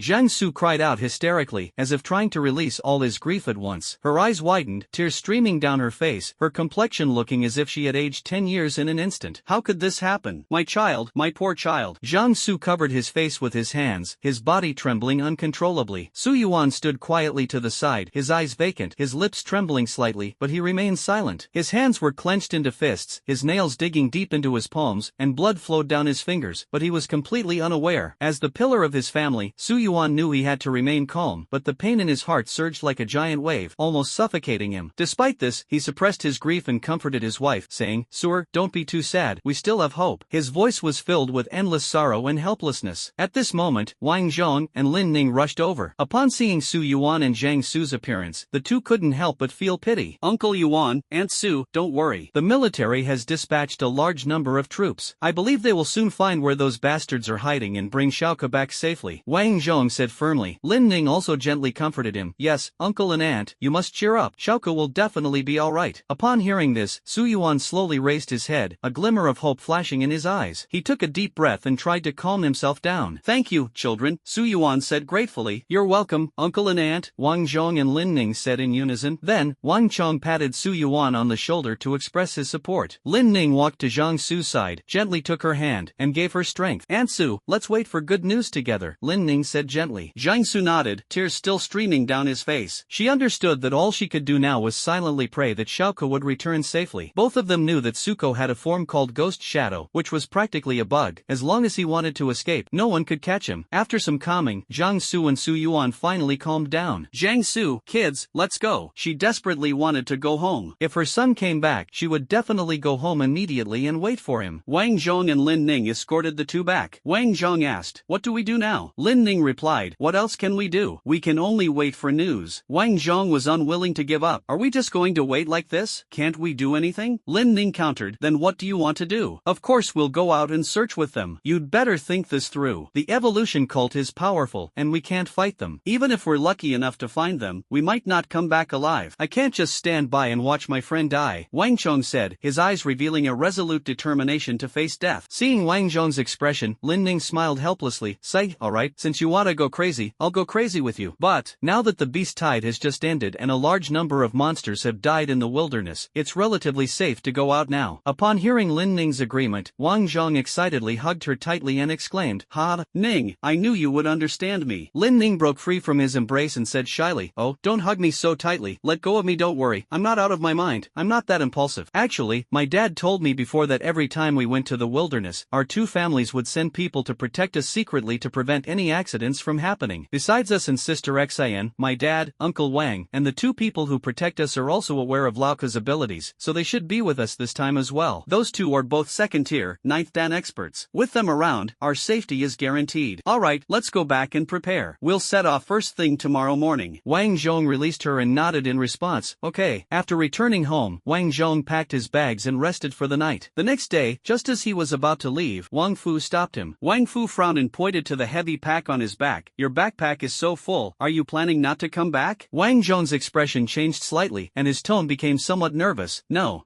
I just went out to take care of some business. Wang Fu pressed further. What business do you have that requires so much stuff? Wang Zhong opened his mouth as if to speak, but did not know how to begin, and stammered for a long time without being able to utter a word. Wang Fu sighed helplessly. You kid, you've only ever had strength, you can't use your brain, and now you can't even come up with an excuse. Oh well, I watched that kid grow up, let's just give him a lesson. Upon hearing this, Wang Zhong's eyes widened in surprise, and he exclaimed, Dad, you knew all along. Wang Fu chuckled and patted his shoulder. I'm your father, what can you hide from me? Alright, that kid's talent is so good, it'd be a shame if he died, let's go. Okay, I'm off. Wang Chong dashed out of his house like an arrow, with only one thought in his mind, to meet up with Lin Ning as soon as possible. Oldly, I'm entrusting this kid's safety to you. If he gets into danger, even if you have to knock him out, you have to carry him back. As soon as he finished speaking, a middle-aged man slowly emerged from the shadows, his expression resolute. Don't worry, patriarch, even if I die, he will definitely live on. After saying that, he flashed away and quickly chased after Wang Zhong in the direction he had left. Meanwhile, Lin Ning on the other side encountered a similar situation, but she was eventually released. The two arrived at the city gate, handed their identification to the guards for inspection, and stepped into the vast wilderness without hesitation. Lin Ning's expression was grave. This time, we need to be prepared to spend the night outside. Wang Zhong nodded vigorously and said firmly, I will never go back until I bring Lao Ke back. The two tightened their backpacks and gripped their weapons, then resolutely strode into the depths of the wilderness. Ah, you beast, how dare you kill me? Suka's face was contorted in rage as he was trapped in a petri dish, his eyes bloodshot as he stared intently at the crazed doctor before him. His hands and feet were firmly bound by cold metal shackles, and despite his desperate struggles, he could not break free of these unbreakable chains. The doctor stared at him expressionlessly, a cruel smile playing on his lips. Holding a syringe, he slowly walked towards the petri dish and injected a large amount of demonizing potion into Suka's body. As the drug was injected, his body began to change drastically. The skin gradually becomes rough, and hair grows rapidly, covering the originally smooth skin with thick hair. Its eyes turned blood red, its teeth became sharp and pointed, and it emitted a low growl. Suka felt a powerful force surging within his body, as if it wanted to break free from its restraints. However, at the same time, a sharp pain, like thousands of ants gnawing at my body, swept over me. His body convulsed, his bones cracked, and his muscles tensed and twisted as if they were about to be torn apart. This pain exceeded the limits of what ordinary people could endure, plunging Suko into endless despair. Ha ha ha ha. The doctor laughed triumphantly as he saw the pain Suko was enduring. He turned and walked towards a giant computer, his fingers flying across the keyboard as he meticulously recorded every piece of experimental data. Don't worry, this experiment will last at least half a month. You've only just started the first day. Just bear with it will be over soon. The doctor said coldly, a hint of madness flashing in his eyes. Suko was in so much pain that he could barely breathe, so he could only keep cursing to distract himself. But the doctor didn't care at all, maintaining a calm and composed expression. The demonization potion you were just injected with has almost been integrated into your body, so we can start a new round. No, not yet. He stared at the data on the computer and realized that Suka's physical condition was too poor to withstand any more of the demonization potion. The data shows that your cultivation level is only at the first stage, level 10. We've just happened to hunt down quite a few monsters and collected a lot of crystal cores recently. For the sake of the great evolution, you can have all of these. He waved his hand, and Tiger Deacon immediately went to fetch a large pile of crystal cores, including E grade, F grade, D grade, and even a C grade one. He reluctantly stuffed all the crystal cores into a special instrument. The instrument started operating, and the spiritual energy in the crystal core was extracted, forming a ball of gaseous spiritual energy. It was then transported through pipes to another container, where it was compressed into pure liquid spiritual energy. These liquid spiritual energies were injected into syringes, and then the Tiger Deacon installed the syringes in petri dishes. As the machine operated, the needle pierced Suko's body, and liquid spiritual energy slowly flowed into his body. The compressed spiritual energy, once it entered Suko's body, instantly spread out, poured into his internal organs, flowed through every meridian, and forcibly elevated his cultivation level. The Tiger Deacon used his spiritual power to help him resolve the issue. With a cracking sound echoing within his body, Suka successfully broke through to the second stage, level 1. But this wasn't the end. His cultivation level soared like a rocket. Second Dan, third Dan, fifth Dan, eighth Dan, ninth Dan. A large number of crystal cores forcefully pushed Suka's cultivation level from the first stage, 9th level, directly to the second stage, 9th level. Don't think this is a good thing. Such a forceful and rapid advancement will completely destroy his foundation. It's highly likely that after this advancement, he will never be able to break through again. Even Suku's body could be destroyed by this massive spiritual energy. But the mad scientist injected him with the demonizing drug again. With the injection of the drug, Suko's physical mutations became even more severe. Its body was covered in thick fur, and its arms and legs had completely transformed into sharp wolf claws. Its back began to bend, its original human ears disappeared, and two wolf-like ears grew on its head. Suko was becoming more and more like a wolf. The demon transformation potion not only mutated him but also strengthened his body, preventing it from being destroyed by spiritual energy. However, this was accompanied by extreme pain. At the same time, the Omnitrix within the body was operating at full speed. Repair module activated, starting to remove excess DNA. Omnitrix has activated emergency plan, DNA is being modified, plan adjusted, accelerating correction of disordered DNA. Damage to original DNA detected, repair program initiated. Damage to host body detected, protection program initiated, treatment in progress, increasing energy output power. As soon as the announcement ended, the little broken watch began to frantically absorb the spiritual energy from Suku's body. He transformed spiritual power into his own energy, constantly correcting the wolf-loving DNA caused by the demonization potion, while also repairing Suku's original DNA that was damaged as a result. At the same time, its foundation, which was damaged by the forced advancement of its realm due to the impact of a large amount of spiritual energy, is being repaired little by little. Those outside were completely unaware of this and were still channeling spiritual energy into Suku. Seeing this scene, Deacon Tiger hesitated for a moment, then couldn't help but ask, "My lord, shall we continue?" The doctor remained indifferent, seemingly unmoved by anything before him, and replied calmly, "Continue, push him to the third level. If this experiment succeeds, he can be saved. If it fails, he will die." His tone was so cold it chilled one to the bone, as if the life before him was nothing more than insignificant, not even worth as much as an insect. Deacon Tiger nodded slightly, and then, following the doctor's instructions, continued to pour his spiritual energy into Suko's body. However, shockingly, despite their continuous infusion of spiritual energy, Suko's cultivation showed no signs of improvement. Even more strangely, his cultivation level began to regress, dropping from the 9th dan to the 8th dan. Deacon Tiger's eyes widened, his face filled with astonishment and confusion. He couldn't help but mutter to himself, "What's going on? He's been continuously channeling spiritual energy into him, so why is his cultivation level decreasing instead of increasing?" The doctor frowned, equally perplexed. After a moment of contemplation, he said, "Logically, this shouldn't be the case. With his Earth-level talent foundation, even if he advances so many levels at once, his foundation might be damaged, but it shouldn't collapse. Try adding some more spiritual power." Deacon Tiger obeyed and continued to channel spiritual energy into Suku. This time, Suku's cultivation level finally rose back to the 9th stage. However, this good fortune was short-lived, and soon after, his cultivation level fell back to the 8th stage. Tiger Steward dared not relax and continued to increase the intensity of the spiritual energy injection, but Suku's realm was like a roller coaster, rising and then quickly falling. And so, the two of them found themselves in a strange cycle. At this moment, the scene became quite comical. Deacon Tiger kept injecting spiritual power into Suku, but Suku's cultivation level kept rising and falling, fluctuating between the 9th and 8th levels. Sometimes, Suku's cultivation level would suddenly drop to the 7th level, as if deliberately displaying this abnormal change. Each time spiritual energy was injected, Suku's cultivation level would rise, then quickly decline, and so on. After this situation continued for some time, Tiger Butler finally stopped. Seeing this, the doctor asked anxiously, "Why did it stop?" Tiger Butler looked embarrassed and said helplessly,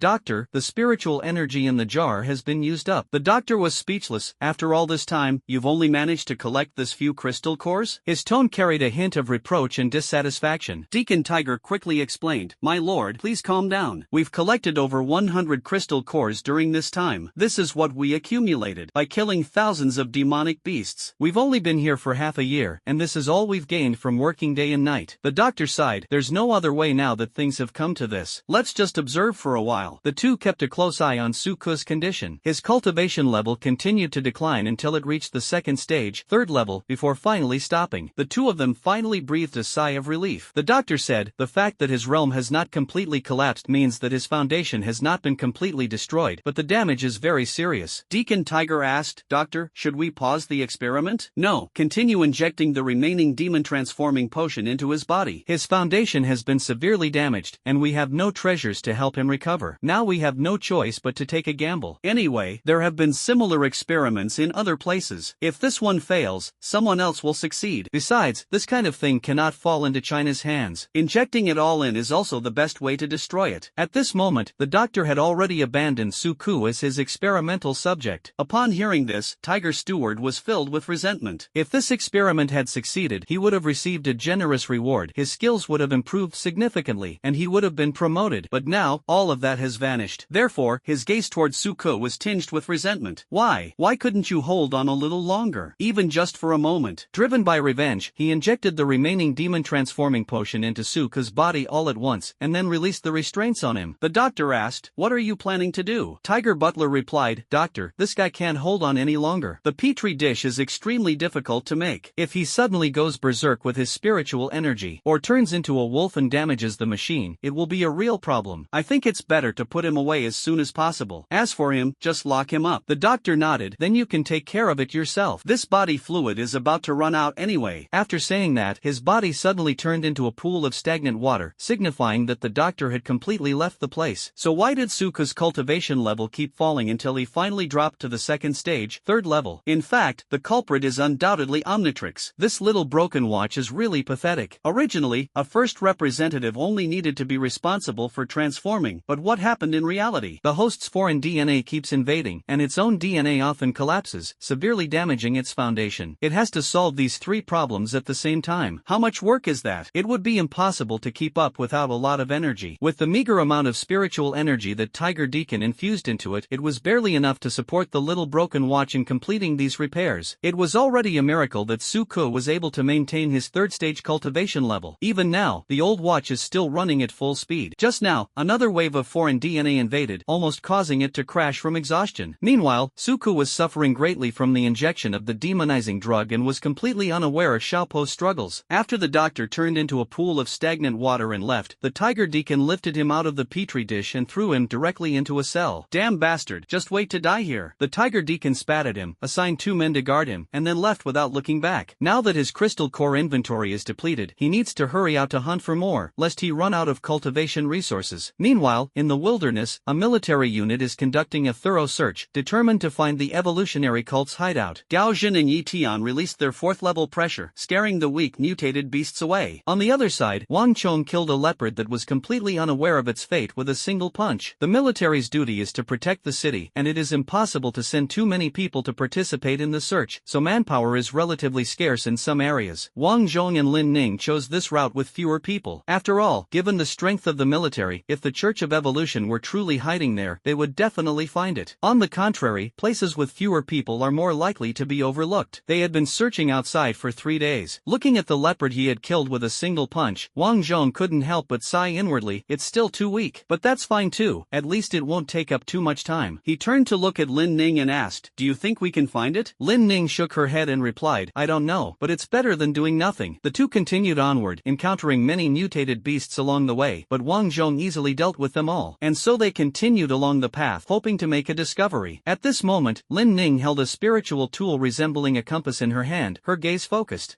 That is a detection-type spiritual tool specifically used to detect energy fluctuations of surrounding spiritual objects. With this ability, she can detect whether there are other magical artifacts within a certain range. Lin Ning deduced, if they are really stationed near Yen City, they will definitely hide their camp in order to avoid being discovered, and spirit tools are undoubtedly the best means of cover. However, the magical tool she possessed was still rudimentary, with a limited detection range. In contrast, the various units participating in the search were equipped with intermediate-level magical artifacts, whose detection range was far greater than hers. Therefore, they could only choose to take some secluded paths, trying to avoid areas that had already been patrolled. Only in this way could they possibly discover those hidden magical artifacts. Fortunately, 2 4th-level experts guarded the area, preventing high-level monsters from approaching. Only low-level monsters with insufficient intelligence dared to stay, resulting in a significant reduction in the number of monsters in the area. Otherwise, they wouldn't dare approach this area at all. Nevertheless, some monsters still managed to escape, and they had to deal with them from time to time. At that moment, a jet-black crow perched on a large tree, its sharp eyes fixed on the shimmering compass in Lin Ning's hand, its gaze gleaming with greed. Wang Zhong had just killed the striped leopard and was looking around when Lin Ning started activating her compass. This was the perfect opportunity. It shook its body and then swooped down like a black arrow. It gripped the compass tightly with its claws and flew away into the distance. Lin Ning shouted loudly, "My compass!" Wang Chung roared, "You beast, put the plate down!" He smashed a boulder next to him with his fist, picked up the scattered pebbles, and threw them at the crow. But the crow was not only extremely fast but also incredibly agile, easily dodging the stone Wang Zhong threw. you? Lin Ning said, it's a swift raven, known for its speed, but its cultivation level shouldn't be high, otherwise it wouldn't dare to approach this area. We still have a chance to catch up. Hurry and chase after it. Wang Chong activated his muscle strengthening technique, picked up Lin Ning, and with a powerful leap jumped a distance of 20 meters. This is his fastest way to get forward. And so, Wang Chong chased after the swift crow with all his might in the direction it had flown. He chased after him for 10 minutes. Finally, the raven landed on a nest on a cliff. It placed the compass baby into its nest and rubbed it affectionately. Moreover, the nest was filled with many shiny things. Wang Chong sneered, this scruffy bird has stolen so many things, today I will act on behalf of heaven to punish it. He rubbed his hands together and did a few warm-up exercises, staring at the raven's nest above. He planned to jump onto the cliff face and climb up the wall. As soon as he jumped, he didn't grab the stone as expected. Instead, he passed right through the wall. Ouch, I'm blanching it. Wang Chong mysteriously disappeared into the cliff. Lin Ning watched the scene in shock, walked to the edge of the cliff, and cautiously reached out her hand. Sure enough, her hand went straight in. Her expression was grave as she cautiously entered. Wang Zhongjing stood up from the ground, brushing the dirt off his body. What's going on? It's empty inside? Lin Ning said, I think we've found it. Wang Zhong exclaimed in surprise, you mean, this is the headquarters of the evolution cult? Then let's hurry and rescue old Ku. Lin Ning quickly stopped her. Wait a minute, don't rush. She quickly stopped him. We don't know the strength of the evolution cult yet. Rushing in would be extremely dangerous. Let's send a message to the military and have them come over. Wang Zhong realized he had acted impulsively and quickly took out the satellite phone he had prepared. This is a specially designed communication device that can be used in the wilderness. When they set off, they encountered a search team and, worried that something might have happened to them, they left their contact information. Wang Chonggang was about to send a message when he discovered that there was no signal. Lin Ning analyzed, they might have blocked the signal here. Let's go outside and contact them again. Just as the two were about to leave, they reached the entrance and discovered that the wall was actually solid. Lin Ning frowned, it seems that we can only enter but not exit from here. The exit must be somewhere else. Wang Zhong said in a deep voice, it seems we have no choice but to continue exploring further inside. Lin Ning said, let's wait for your two uncles to arrive before we talk about it. After all, those two had been secretly following them, and now that they had suddenly appeared here, they would definitely follow. Sure enough, the figures of two people gradually came into view outside. Old Zhang frowned, call the military headquarters immediately, then go rescue them. Old Li shook his head helplessly, I tried calling, but the signal was blocked, and satellite phones didn't work either. Old Zhang's expression changed, and he said in a deep voice, we can't worry about that now, let's go in and save them. After saying that, the two of them walked together in the direction where Wang Zhong and the others had disappeared. They are all experts at the third level, third stage, and can handle even dangerous situations. Follow the two into the cliff. As soon as I entered, a completely different world unfolded before my eyes. Upon seeing Wang Zhong and Lin Ning, they quickly went forward to check if the two were injured. Wang Zhong smiled and waved his hand, Uncle Zhang, we're fine. Old Zhang breathed a sigh of relief, then said anxiously, it's good that you're alright. This place is dangerous. Let's get out of here quickly. Lin Ning frowned and explained, we can't get out. The exit isn't here. Old Li quickly reached out and touched the wall behind him, only to find that the previously invisible wall had become indestructible. He tried to push it hard, but there was no movement at all. Old Li said with a grave expression, it seems that as soon as we came in, we were already heading in a different direction. Old Zhang nodded, in that case, we can only keep moving forward. Old Zhang and Old Li protected Wang Zhong and Lin Ning, leading the way and carefully moving forward. When we reached a corner, ugh, when will this damned life ever end? There's nothing we can do. The experiments conducted here by the deacon and the doctor have failed. They've put in so much effort, but they've gained nothing. That brat, what kind of Earth-level talent? It's a joke. That's right, would it kill us to hold on a little longer? We're stuck guarding this gate. If the experiment had succeeded, we'd be living a comfortable life by now. That kid ruined everything. The two men kept cursing Suko, as if their fate as goalkeepers was entirely his fault. Wang Chong trembled all over upon hearing this, and clenched his fists. These beasts. He wanted to rush up and teach them a lesson, but old Zhang quickly stopped him. Don't rush, don't alert them. I've just scouted the area. There are no surveillance cameras around, probably to prevent technical intrusion. As long as we don't give anything away, the risk of being discovered is not high. After saying that, old Zhang released his supernatural power. Two wisps of cold air spread rapidly from the ground, striking directly into the bodies of the two people. The moment the cold air entered, it erupted instantly. In an instant, the two were frozen into two ice sculptures and died on the spot. They finally quieted down, but remained in their original positions. In front of a third-tier expert, these first-tier little karami are nothing but ants, easily crushed at any time. Old Zhang waved to signal everyone to follow. They opened the door silently and cautiously entered the factory. Once inside, they found the passageways intricate and labyrinthine. The dim lighting created a sense of unease and oppression. Old Zhang whispered a warning, be careful, there might be traps or enemies lying in ambush here. Try not to make any noise to avoid attracting trouble. Wang nodded to indicate that he understood, and they proceeded cautiously along the passage, remaining vigilant about their surroundings at all times. Suddenly, a soft footstep sounded, and they immediately stopped and hid in a corner. A moment later, several figures came into view. These people looked like ordinary patrolmen, but they all gripped their weapons tightly and looked wary. A spatial ring. Old Zhang gestured for everyone to remain quiet and wait for the right moment. After those people left, they continued forward, searching for clues and targets. Along the way, they inevitably encountered several patrol teams. When they couldn't avoid them, the patrol teams would freeze the patrol team with their cold air so that they wouldn't make a sound. But such methods cannot be kept secret for long. When other patrols arrived, they noticed something unusual about the frozen people and went to investigate, only to discover that someone had broken in. The alarm immediately went off. Wah-ha-ha! Old Li said anxiously, "Damn it, we've been discovered." Old Zhang said in a deep voice, "Stop hiding, charge in." At this moment, a large number of believers heard the alarm and rushed towards the entrance. Old Zhang shouted, "Cold wave." Old Li responded, "Fire rain." Both of them unleashed their third-tier skills simultaneously. A fierce blast of cold air erupted from Old Zhang's body, chilling him to the bone, instantly lowering the surrounding temperature below freezing, as if the entire space had been frozen. Those who had surrounded them froze, unable to move. Not only that, their clothes were also covered by the cold air, and thick white frost had formed on them. Just then, a rain of flames poured down like meteors. The rain of flames, as dense as bullets, slammed down on the cultists. The flames immediately burst into flames upon touching them. The two joined forces to launch an attack, violently melting away everything in their path. The biting cold had almost suffocated the believers, and the scorching flames that followed pushed them to the brink of despair by utilizing the principle of thermal expansion and contraction. Caught between these two forces, no believer who came into contact with them escaped unscathed. They all perished on the spot. This move resulted in the instant killing of half of the arriving cultists. This is the astonishing difference between the Third Order and the First Order. Who dares to deceive my fellow believers? A furious shout suddenly came from afar, and along with the sound, countless sharp wooden spikes flew towards them like a rain of arrows. Old Li raised his hand and waved it, and a raging wave of fire swept across the area, burning the wooden splinters to ashes. The one who arrived was a third-tier follower of the evolutionary cult, and beside him was another third-tier follower. This branch originally had one fourth-level follower, two third-level followers, 5 second-level followers, and a large number of first-level followers. However, to be precise, only 3 Tier 2 units remain, as the other two have already been killed by Suku. Sensing that the two people in front of them were no ordinary individuals, Lao Zhang and Lao Li dared not relax for a moment and had to go all out. One of them possesses wood-type abilities, allowing them to manipulate wood elements and launch attacks resembling wooden spikes. The other possesses special abilities, specializing in manipulating air and compressing it to unleash powerful air cannons. Old Li, possessing the fire attribute, naturally chose to fight against the wood-type ability user. Old Zhang, on the other hand, took on the challenge of fighting against the air-type opponent. You two must be careful and protect yourselves. After all, their opponents were equally strong, and the two of them couldn't afford to be distracted by taking care of others. Old Li swiftly unleashed a raging inferno, hurtling straight towards the wood-type ability user. The opponent raised his hand, instantly summoning dense vines that wove into a sturdy shield, successfully blocking the impact of the flames. Immediately afterward, sharp wooden spikes sprouted from the ground. Old Li nimbly leaped away, dodging the attack of the wooden spikes, and wielded his flaming blade to cut them in half. On the other side, Lao Zhang released a large number of sharp ice spikes, which sliced through the air and shot directly at the air-type ability user. The ice spikes stopped flying within a meter of each other and were then crushed by an invisible force. Your ice spikes are sharp, but I've condensed the air, making them unable to move. The other party then pulled out a small steel ball. With a wave of his hand, the steel balls shot out like cannonballs. He creates an explosion by condensing air, launching steel balls at extremely high speeds with strong penetrating power, but the drawback is that they are not easy to change direction. Old Zhang dodged to the side, condensing ice blades in his hands to meet his opponent. The opponent threw a punch, which contained a violent explosion of air. The four fighters were evenly matched, and it was difficult to determine a winner. At this moment, the nearby soldiers took the opportunity to circle around to Wang Zhong and Lin Ning's sides and launch an attack. Wang Zhong sighed, "There's no other way, let's do it." The two men simultaneously gripped the weapons they had prepared at home. Wang Zhong held a giant pair of boxing gloves covered in spikes. Lin Ning then brandished two rock blades, which she had modified by splitting her rock shield in two during the competition. These are all spirit tools that the family commissioned at great expense, reaching the advanced level of the basic level. With these two magical artifacts, they were able to contend with second-tier cultists. After applying double buffs to the two, Lin Ning joined the battle. Although no killings were committed, with life and death at stake, how could one think of anything else? Wang Zhong's punch was powerful enough to create several holes in the enemy's body. It's a must. Lin Ning moved nimbly, dodging dodging attacks before aiming her rock blade directly at the enemy's vitals. If the enemy cannot avoid it, they will find it difficult to break through her defenses. However, these followers had been modified by demonic beasts, with demonic beast tissue implanted in certain parts of their bodies, making them far more physically robust than the two. Moreover, the 3 second-tier experts from afar also came to lend a hand. Seeing the fierce battle between the third-tier experts, the others dared not make any rash moves. After all, that was a level they could not reach. However, their anger was completely ignited when they noticed the 2 first-order ants were slaughtering their own followers. The believers were filled with anger and discontent and would never tolerate such humiliation and provocation. Everyone step back, let us deal with them, a second-tier cultist shouted deafeningly. The other believers immediately responded to the order and retreated. They knew that these 2 enemies were not to be underestimated, and they were also empowered by spiritual artifacts. Fighting them head-on would be tantamount to suicide and would not be worth it at all. As a result, the weaker followers chose to retreat, unwilling to risk their lives any longer. At this moment, only 3 second-tier cultists remained on the field. One of them was the psychic who escorted Tsuko back. He was skilled in mind control and telepathy. The other 2 possess sound wave-based and beast-taming-based psionic skills, respectively. Sonic psionicists can unleash powerful sound waves that can easily destroy objects. Beast-master-type psionicists can form contracts with monsters and turn them into their partners. This second-tier beast-taming-type psionicist has successfully contracted 2 demonic beasts, a wolf and a tiger. Among them, the wolf-loving wolf has reached the 2nd level, while the fierce tiger is at the 1st level, 8th stage. When he released the 2 beasts, the wolf exuded a strong aura of wildness and ferocity, completely different from the one Wang Zhong and the others had seen before. Are you ready to die? The captain asked coldly. A wolf's howl suddenly came from afar. What's going on? A mighty and tall wolf came galloping from afar. Upon arrival, it surprisingly stood upright on 2 legs, just like a human. His blood-red eyes were fixed on the captain of the evolution cult, filled with endless killing intent. Rewind to 10 minutes earlier, when the third-tier powerhouses had just begun their battle. At this moment, Tsuko was lying in the dungeon, enduring intense pain from within his body. For the past 3 days, he has been in agony almost every minute, and he was nearly driven crazy. Now, he is completely transformed into a wolf-like creature, with no trace of human form left on his body. The Omnitrix within the body continues to function. DNA modification progress 89%, 90%. The DNA itself is stable and the transformation conditions have been met. The host is experiencing great pain, and the protection function has been activated. Omnitrix sensed that Tsuko was in great pain due to the drug and immediately activated its master protection mechanism. Suddenly, Tsuko's body began to change, gradually transforming from a wolf-like form into a human shape. Instead of returning to his original form, he transformed into a werewolf. He was tall and imposing, with well-defined muscles and a powerful presence. Its skin is dark gray, and its hair is thick, hard, and as tough as steel. The wolf's head is clearly defined, and its sharp fangs and pointed ears make it look even more ferocious. The red eyes flashed with a cold, ruthless light. At this moment, he had not fully regained his senses, the damage caused by the drug had not yet healed, and his heart was still controlled by his wild nature. After transforming, Tsuko howled fiercely in the prison cell. 2 guards outside were playing cards and slacking off when they heard the noise and came over, annoyed. Hey, what are you yelling about? Quiet down. Note, should the term little ant be replaced with nephew? The previous text used nephew, but the following text will consistently use nephew. He had just stepped outside the cage when suddenly a huge, sharp claw grabbed his head. Ah, what's going on? Help! He screamed in terror, desperately calling for his companions to help. Hearing the cries for help, their companions on the other side quickly looked over. His head was gripped tightly by a gray arm with 3 sharp claws. Without thinking twice, he rushed over. Let him go. However, before he could even get close, the claw exerted force, and the man was instantly annihilated. He stood cautiously outside the cage, his eyes fixed on the situation inside. In the darkness, a pair of scarlet eyes suddenly lit up. The cage was no match for his power. Tsuko gripped the railing tightly with both hands, his sharp claws leaving deep marks on the iron bars. The bars were cut open in an instant, leaving a large hole in the cage, and Tsuko walked out. The man was so frightened that his legs went weak and he could barely stand. He stared at the enormous werewolf in front of him, his heart filled with terror. However, Tsuko, who had lost his mind, gave him no chance at all, suddenly grabbed his body and bit his neck hard. Blood was splattered all over the ground. Tsuko sniffed the air and seemed to smell a familiar scent. Subconsciously, he knew that was where his enemy was, so Tsuko ran off in that direction. Just as he was rushing over, the beast tamer released his 2 beasts. Apart from the 4 third-tier beast tamers who were still locked in combat, everyone else stared at Tsuko with strange looks. At that moment, he was practically a living werewolf. The captain asked in confusion, what exactly is this thing? When did such a monster appear at our stronghold? After saying that, he turned to look at the beast tamer. Don't look at me, I'm only at the 2nd level. How could I possibly raise a 3rd beast? They were talking speaking in hushed tones when Suko gave them no chance to catch their breath. He landed on all fours, pushed off with his hind legs, and charged toward the captain like a gray lightning bolt. The other side was completely taken aback by Suko's sudden attack and was momentarily stunned. Fortunately, the sonic ability user noticed in time, opened his mouth, and emitted a strong vibration from his throat. A powerful sonic cannon was instantly unleashed, sending Suko flying. Suko was hit so hard that he fell heavily to the ground, raising a cloud of dust. Surprisingly, he was not harmed in any substantial way. He quickly got up, a fierce glint in his eyes. Suddenly, his mouth split into 4 parts. Immediately, Suko launched a counterattack against the person who fired the sonic cannon. He opened his mouth, and a sonic cannon, even stronger and more ferocious than before, erupted like a raging torrent. What? The man was completely taken aback that Suko also possessed a similar ability. His eyes widened, his face filled with shock. But he did not back down. Instead, he roared and unleashed a sonic cannon that clashed violently with Suko's attack. The 2 sonic cannons clashed fiercely in the air, creating a tremendous impact. The air seemed to be torn apart, and the ground shattered into countless fragments due to the power of the sonic cannon. At this moment, Suko had forcibly infused his spiritual power and had already reached the 2nd stage, 3rd level, while his opponent was only at the 2nd stage, 2nd level, and his strength was clearly inferior to his. Before long, Suko pushed the opponent's sonic cannon back. The intense sonic bombardment struck him, sending him flying and crashing into the wall beside him. The captain exclaimed, "What's going on? Who is this beast?" Wait. He carefully examined Suko's appearance, making the connection to the wolf. Could it be, you're that kid? The experiment didn't fail, it just mutated? Thinking of this, a look of surprise appeared on his face. Ha ha ha, I never expected this. We thought we had given up on you, but you gave us such a big surprise. If we catch you, the steward will reward me handsomely when he returns. He had already recognized Suko and assumed that Suko's current appearance was due to the mutation caused by the demonizing drug within his body. He raised his hand and released his supernatural power. An invisible spiritual force spread out, and Suko felt a wave of dizziness in his mind. But this feeling was quickly dispelled by the intense killing intent. At that moment, all he could think about was the wildness of wolves and his hatred for his enemies. He just wanted to personally deal with the bastard who had dragged him into this endless hell. Awu! With a fierce howl, a wolf charged towards Suko. That's a beast tamer's wolf. Suko immediately engaged it in battle. This wolf was only at the 2nd tier level 1, while Suko was not only of a higher level but also a wolf-type creature, and had the advantage in size. The wolf could hardly withstand his claws for long. Seizing the opportunity, Suko unleashed a sonic cannon that directly shattered the wolf's brain.